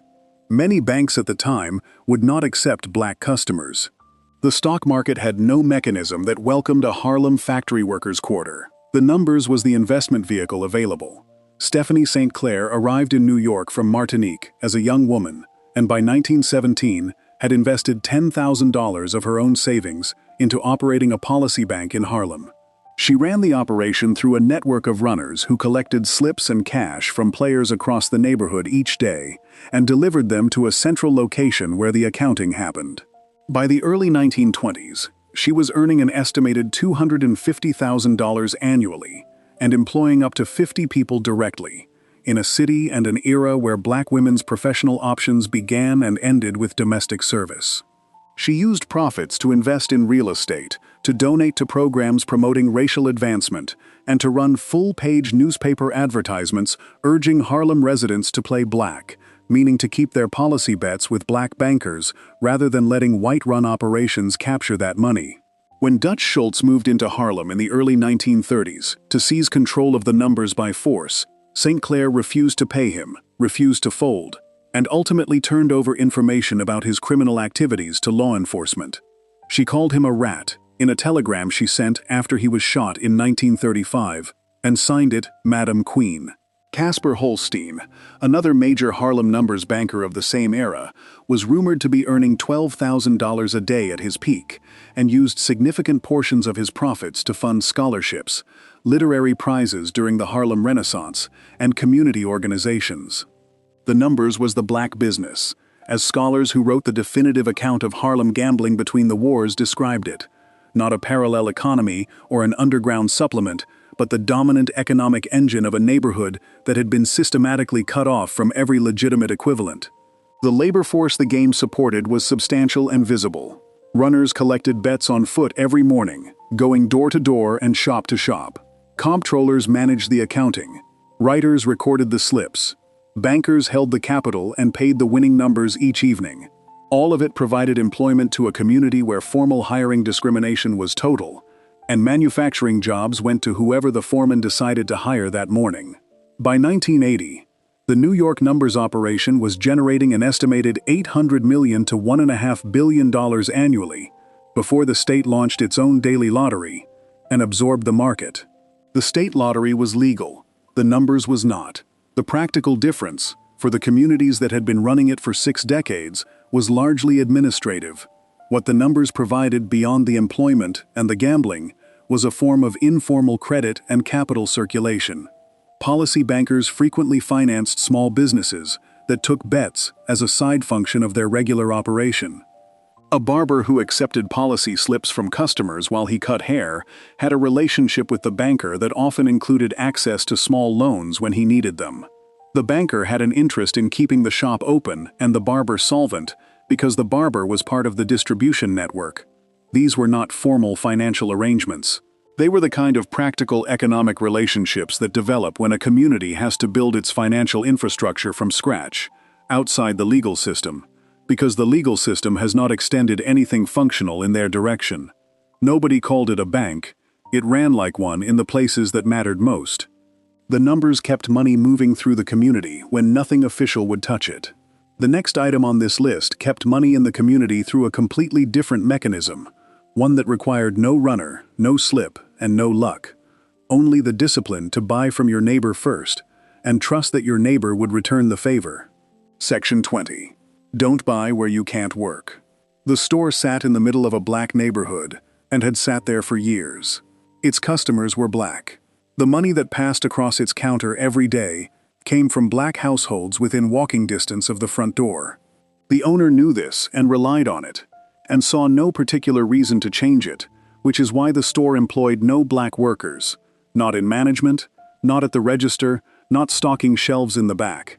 A black neighborhood sustained the business entirely, and the business returned nothing to that neighborhood except what it sold, at prices it set unilaterally, to customers who had no organized leverage. In 1929, Joseph Bibb, the editor of a black Chicago newspaper called The Whip, decided to make that leverage visible. The campaign his paper launched was simple enough to fit on a picket sign: "Don't buy where you can't work." The argument was not complicated, and did not need to be. If a store's revenue came from black consumers, and that store refused to hire black employees, then those consumers were financing their own exclusion. Every dollar spent at such a business was a subsidy for a system that kept black workers locked out of the exact economy their own spending was supporting. The solution was the same dollar redirected elsewhere, or withheld entirely, until the terms changed. Reverend J.C.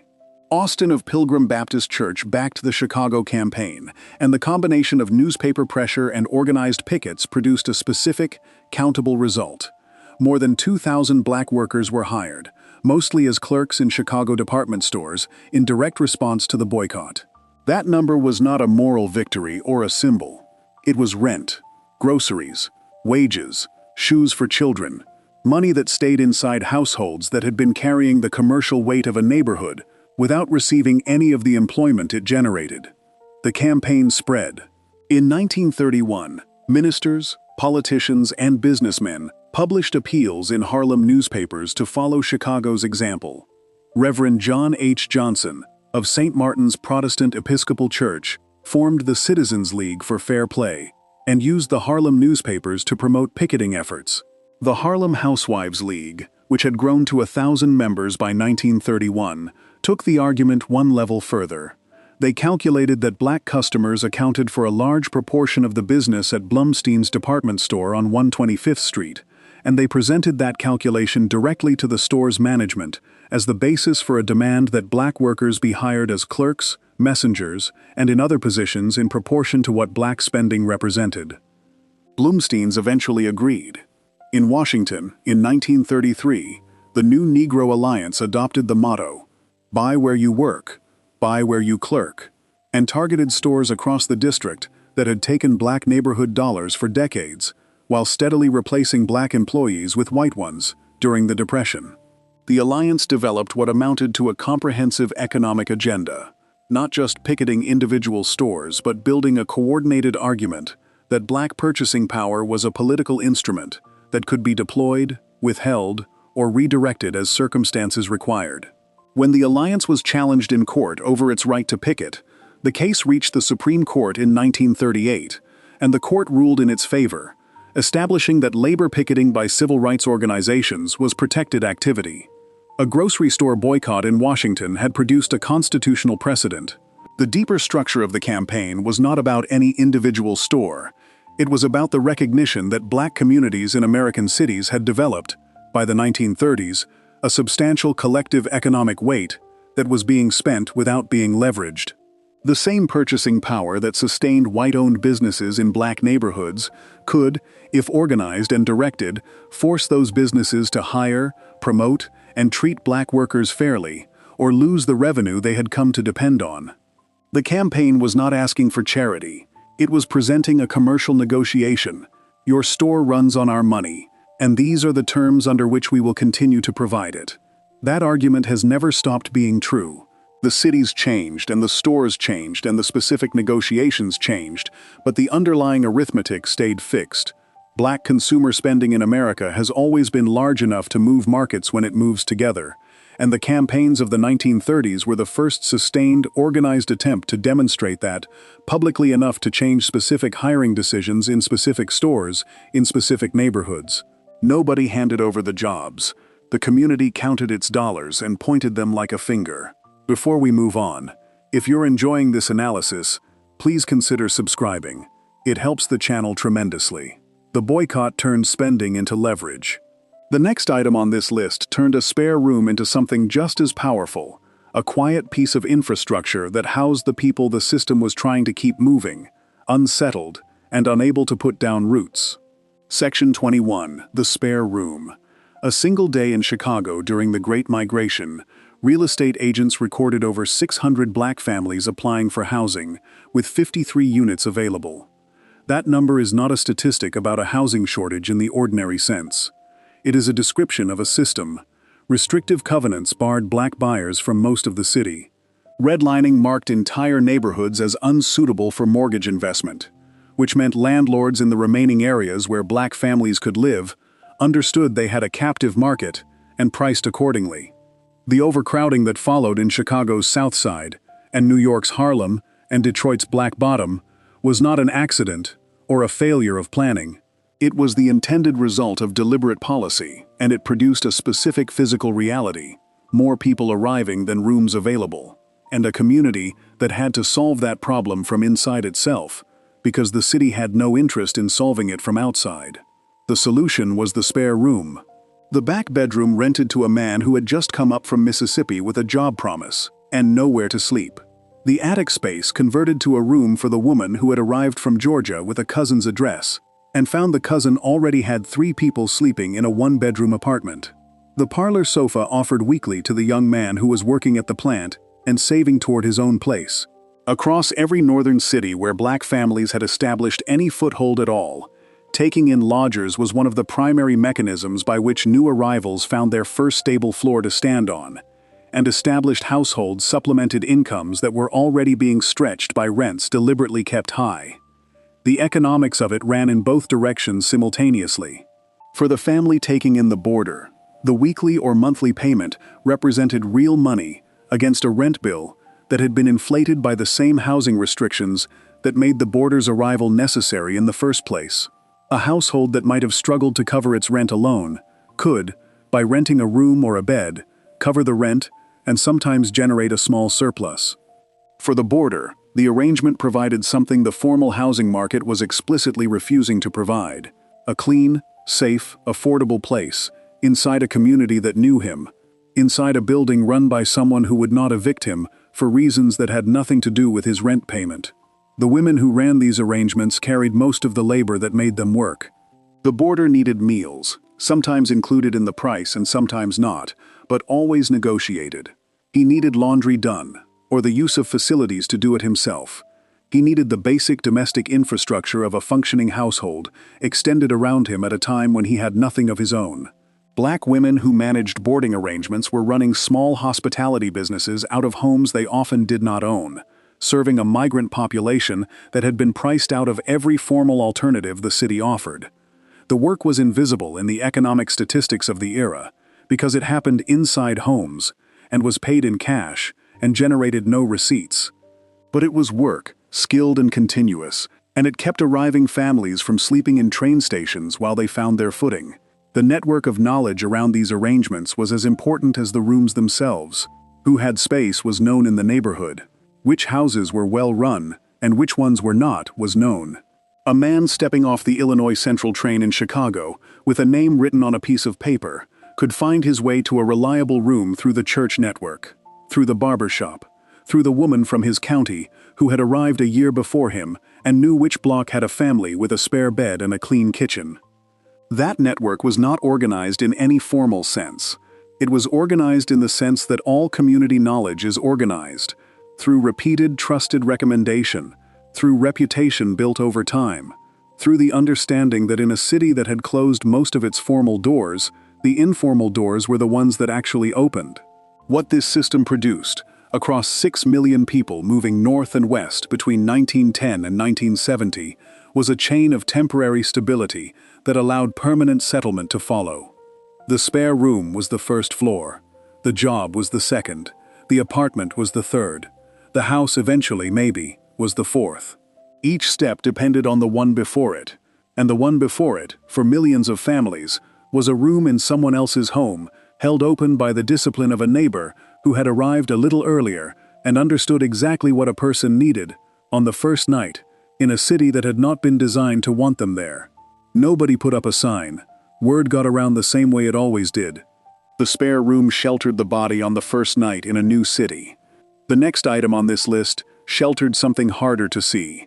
The knowledge that would keep the family solvent for the next generation, passed down, not in any classroom, but across a kitchen table, in the particular language of people who had learned what money actually was by watching what happened when you did not have any.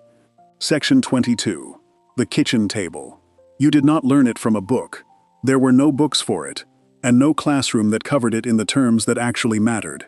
What you learned by watching, by being in the room when your grandmother counted out the week's money on the kitchen table and separated it into its purposes before a single dollar had been spent on anything that wasn't already planned for. You learned it the way a child learns the rules of a house, which is to say, without being formally taught, simply by absorbing the pattern until it became your pattern too. The knowledge that moved through black households across the Jim Crow era and into the mid-20th century was not a financial curriculum. It was something older and more specific than that. A set of practices built from the experience of people who had operated for generations at the exact margin where a wrong decision did not produce an inconvenience, but a catastrophe. What those people passed down was not theory. It was the accumulated result of having learned, at great cost, exactly which mistakes you could not afford to make twice. Pay cash, or do not buy. This was not a principle derived from reading about debt. It was the observed consequence of watching what happened to families that bought on credit from merchants who set the terms. When the cropland system could charge 60% interest on a sack of flour and there was nowhere else to go for flour, debt was not a financial instrument. It was a trap with no floor. The lesson was simple, and it went into children's bones before they had language for the concept. If you do not have the money in your hand, you do not have the thing. Wanting it is not the same as having it. Waiting until you have it is not deprivation. It is the only kind of security available to people the credit system was designed to exploit. Spend less than you earn. This was also not a principle. It was an observed fact about what happened to households that did not follow it. A family that spent every dollar it earned had nothing between itself and whatever emergency was coming. And the emergencies were always coming. The margin between what came in and what went out was not savings in the contemporary sense of an investment account accumulating return. It was a buffer against the specific kinds of disaster that black families in that era could not rely on anyone else to manage for them. The medical bill, the sudden loss of employment, the legal fee that could not be deferred, the death that needed a proper burial without borrowing money from people who would charge to lend it. Keep your business private. Money was not a topic for conversation with anyone outside the household, and often even inside it, only the adults who needed to know. This was not secretiveness for its own sake. It was a practical response to the reality that visible prosperity in a black household, in many parts of the country, and across many decades, was an invitation for scrutiny, taxation, legal challenge, or outright theft. John Merrick kept 5 barbershops running in Durham by developing relationships with white patrons who valued his service, but he did not advertise his real estate holdings to people who might decide those holdings needed to be challenged. The lesson that moved through families was a version of the same calculation. Do not tell people what you have, because not everyone who knows what you have wants you to keep it. Teach the children early. The children were in the room when the money was counted, when the bills were organized, when the decision was made not to buy the thing that was wanted but not necessary. They were not sent out. They were brought close, because the knowledge they were absorbing was going to determine what kind of household they built when they were the adults doing the counting. A grandmother who had navigated the Freedmen's Bank collapse in family memory, the redlining that blocked every mortgage application, the wages suppressed by employers who knew there was no competing offer, understood that the most durable thing she could pass to her grandchildren was not money. It was the understanding of how money worked, what it cost to lose track of it, and what it meant to have some when something went wrong. This transmission happened at kitchen tables, in cars, in conversations at the end of grocery store trips. It happened through observation more than instruction. It happened because the people doing the teaching had learned it the same way, from people who had learned it from conditions that made the lessons non-negotiable. Nobody called it financial literacy. It was just how the household ran.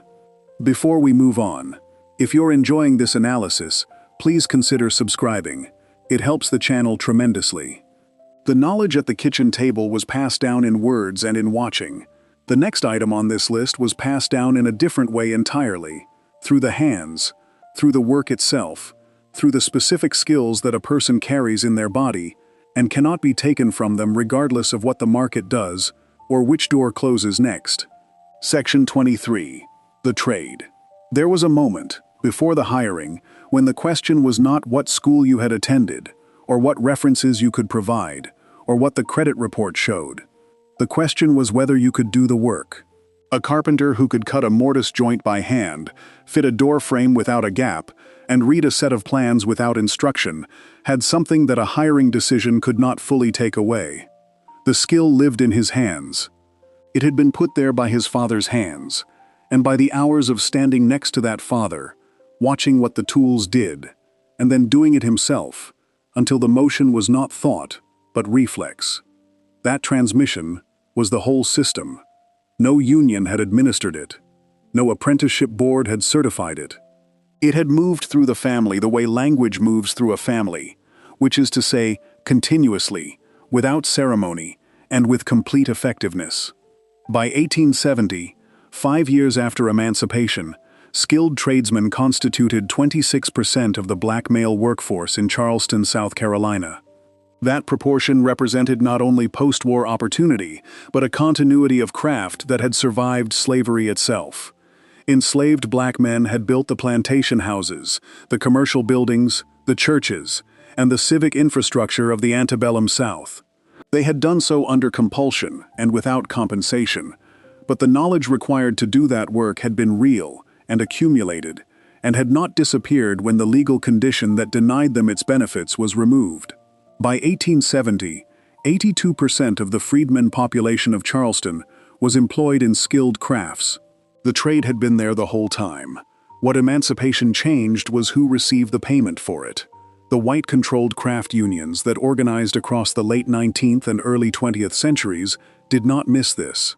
Access to apprenticeship and training programs in the skilled blue-collar trades was, as one study of Jim Crow-era labor documented directly, jealously restricted by prejudiced employees, employers, and trade unions simultaneously. A 1938 investigation of black unionists in Boston described the craft unions as having become exclusive societies with limited memberships, and noted that the craft was usually passed from one generation to the next within white families, which effectively barred anyone who had not been born with hammer in hand. The sons and nephews of building tradesmen had a practical advantage in skill that compounded over time. Black craftsmen were blocked from the same generational accumulation inside the formal union structure. What they built instead was their own version of that same structure, operating outside the union halls. A black carpenter in Birmingham or New Orleans who trained his son, trained him not just in the technique of the work, but in the economics of operating outside the formal system, how to bid a job, what to charge for materials, how to collect payment from clients who had more institutional recourse than you did, how to maintain a reputation in the community that kept referrals coming without advertising you could not afford.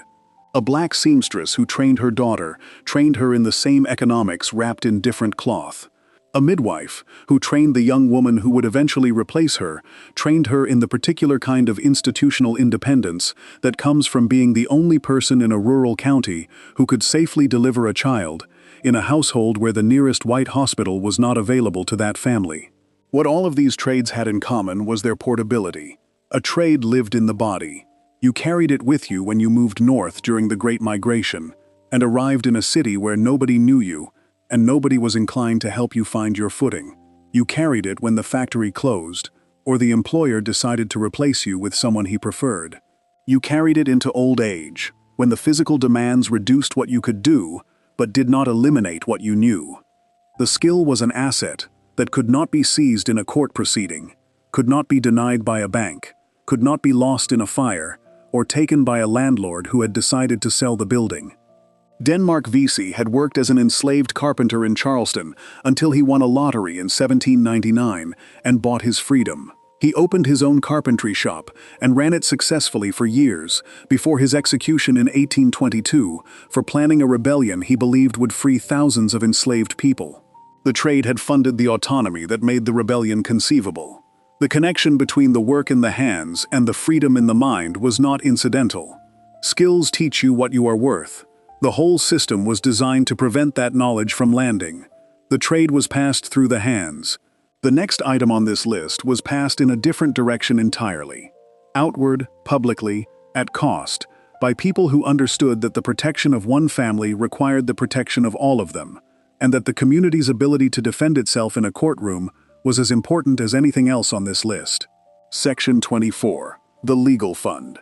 Charles Hamilton Houston was born in 1895 in Washington, D.C., the son of a lawyer who had put himself through law school after working as a Pullman porter, and he graduated from Amherst College as valedictorian of his class, before attending Harvard Law School, where he became the first black student to serve on the editorial board of the Harvard Law Review. When he came back from France after World War I, where he had served as a first lieutenant in a segregated unit, he had a clear understanding of what the law was being used to accomplish in America, and what it could, in theory, be turned to accomplish instead. He described a lawyer as either a social engineer or a parasite on society. He intended to be a social engineer, and he spent the rest of his life building the machinery. As dean of Howard University School of Law starting in 1929, Houston transformed what had been a part-time night school with no accreditation into a fully accredited, rigorously demanding institution that trained lawyers with a specific mission. He knew the courtroom was the terrain that mattered, and he trained his students accordingly, bringing in the foremost legal minds of the day as advisors and speakers, creating a curriculum built around the practical mechanics of civil rights litigation. The students he trained were not being prepared for general practice in the normal sense. They were being prepared for a sustained, deliberate legal campaign against a system of racial oppression that had been built inside the law and would have to be dismantled from inside the law. Houston trained nearly a quarter of the nation's black law students during his years at Howard. The most celebrated of them was Thurgood Marshall, who would later become the first African-American justice of the United States Supreme Court. But the training reached further than any individual name. Houston's students went out into communities across the country and did work that had no financial reward attached to it, equalizing teachers' salaries in Virginia, county by county, ending the exclusion of black citizens from jury pools across the South, challenging racial housing covenants that had been locking black families out of entire neighborhoods by contract.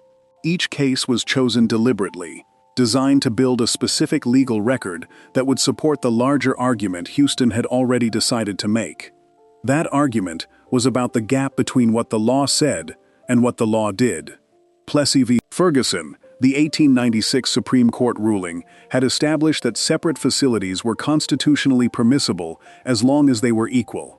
Houston's strategy was to take that premise seriously and then demonstrate, case by documented case, that separate was never equal, could never be equal, and that the system maintaining separation knew this and maintained it anyway. He dispatched attorneys with cameras to photograph black schools alongside the white schools in the same counties, to place the physical evidence of inequality into the court record. He understood that a legal argument without documentation was a speech, and a legal argument with documentation was a case. Houston left Howard in 1934 to serve as the NAICS's first special counsel, building the legal department into an actual litigation operation, rather than a reactive response to individual crises. When the American Bar Association refused to admit black attorneys, he helped found the National Bar Association in 1925 as the parallel institution that would represent them instead. In 1940, Thurgood Marshall founded the NAC Legal Defense Fund as a separate organization, which allowed it to pursue litigation without the constraints that applied to a membership organization engaged in direct advocacy. That separation created the structure through which the campaign against school segregation would finally move from strategy into verdict. Houston died in April 1950, 4 years before the Supreme Court handed down Brown v. Board of Education. He did not live to see the ruling that his 2 decades of litigation had made possible. The community of lawyers he had built and trained and sent into courtrooms across the country carried it to completion without him. Thurgood Marshall argued the case before the Supreme Court. The court ruled unanimously on May 17, 1954, that segregated public schools were unconstitutional. It was the most significant single legal ruling affecting Black American life in the 20th century, and it was the product of a deliberate, organized, collective legal campaign built by one man at a law school blackboard starting in 1929. Nobody handed the community a courtroom. Houston trained people until the community had lawyers enough to build one. Before we move on, if you're enjoying this analysis, please consider subscribing. It helps the channel tremendously. 24 ways, and every single one of them required the same thing the next one requires: the willingness to look at a closed door, understand exactly why it is closed, and build something on your side of it that makes the closing beside the point. Section 25. The mutual obligation. Every item on this list was built twice. The first time it was built was when the person who needed it understood that the official version was not coming, that the door everyone else used was closed to them by design, and that waiting for someone to open it was not a realistic plan. The second time it was built was every time a person who had already gotten through extended a hand back to the person still on the other side. The rent party worked because neighbors came. The susu worked because the group held. The spare room worked because someone who had already made it north opened the door. The burial society worked because members paid in before they ever needed to collect. Every one of the 24 systems that came before this one ran on the same fuel, which was the understanding that the community's survival was not each person's individual problem. It was everyone's problem at once, and the solutions had to match that scale. This is not a principle that required articulation. It did not need to be explained in a speech or codified in a document, or even consciously understood in the way a policy is understood. It operated the way gravity operates. You did not have to believe in it or decide to follow it. It was simply the condition of the world you were in, and you organized your behavior accordingly. You brought food when someone was sick, because that is what you did. You attended the burial society meeting because that is what you did. You put your dollar in the susu, and you waited your turn, because that is what you did. You answered the door when the cousin arrived from Mississippi, and you found room, because that is what you did. What produced 25 items on this list was not 25 different ideas. It was one idea, applied to 25 specific problems. The idea was that a community locked out of the official economy still had resources. It had labor. It had knowledge. It had trust.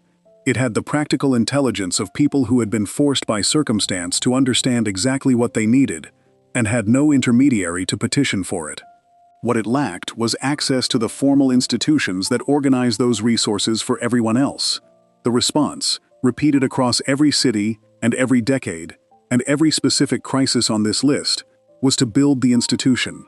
Not to build a substitute or a temporary workaround, but to build the actual thing: the bank, the hospital, the bus company, the law school, the newspaper, the insurance company, the rotating savings group, the network of safe houses in green ink in a glove compartment.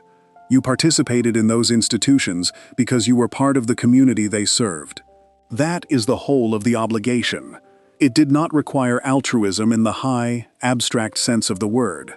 It required the practical recognition that the person next to you was going to need something eventually, and that when they did, the same network of mutual support that had already kept you was going to need to be functional enough to reach them too. The cost of maintaining that network was your participation in it. The benefit was that it existed when you needed it. What is worth sitting with, at the end of this list, is how much was built. Not gestures, not protests, actual institutions, with addresses and payrolls and memberships and legal structures. Banks that lasted a century, insurance companies that covered millions of policies, law schools that trained generations, bus companies that ran for 46 years, newspapers with circulations in the millions, cooperative credit arrangements that funded farms and homes and businesses across hundreds of communities. All of it built by people working at the outer edge of what the system permitted, with whatever could be assembled from the resources that discrimination had not managed to eliminate entirely, which turned out to be more than the system had calculated for. The lights stayed on. Not everywhere, not always, not without enormous cost. But they stayed on, and the record of how is long and specific and almost entirely absent from the places you were taught to look for it. 25 ways, each one real, all of it forgotten until someone finally names it. If you enjoyed this video, make sure to subscribe. Thanks for watching, and I'll see you in the next one.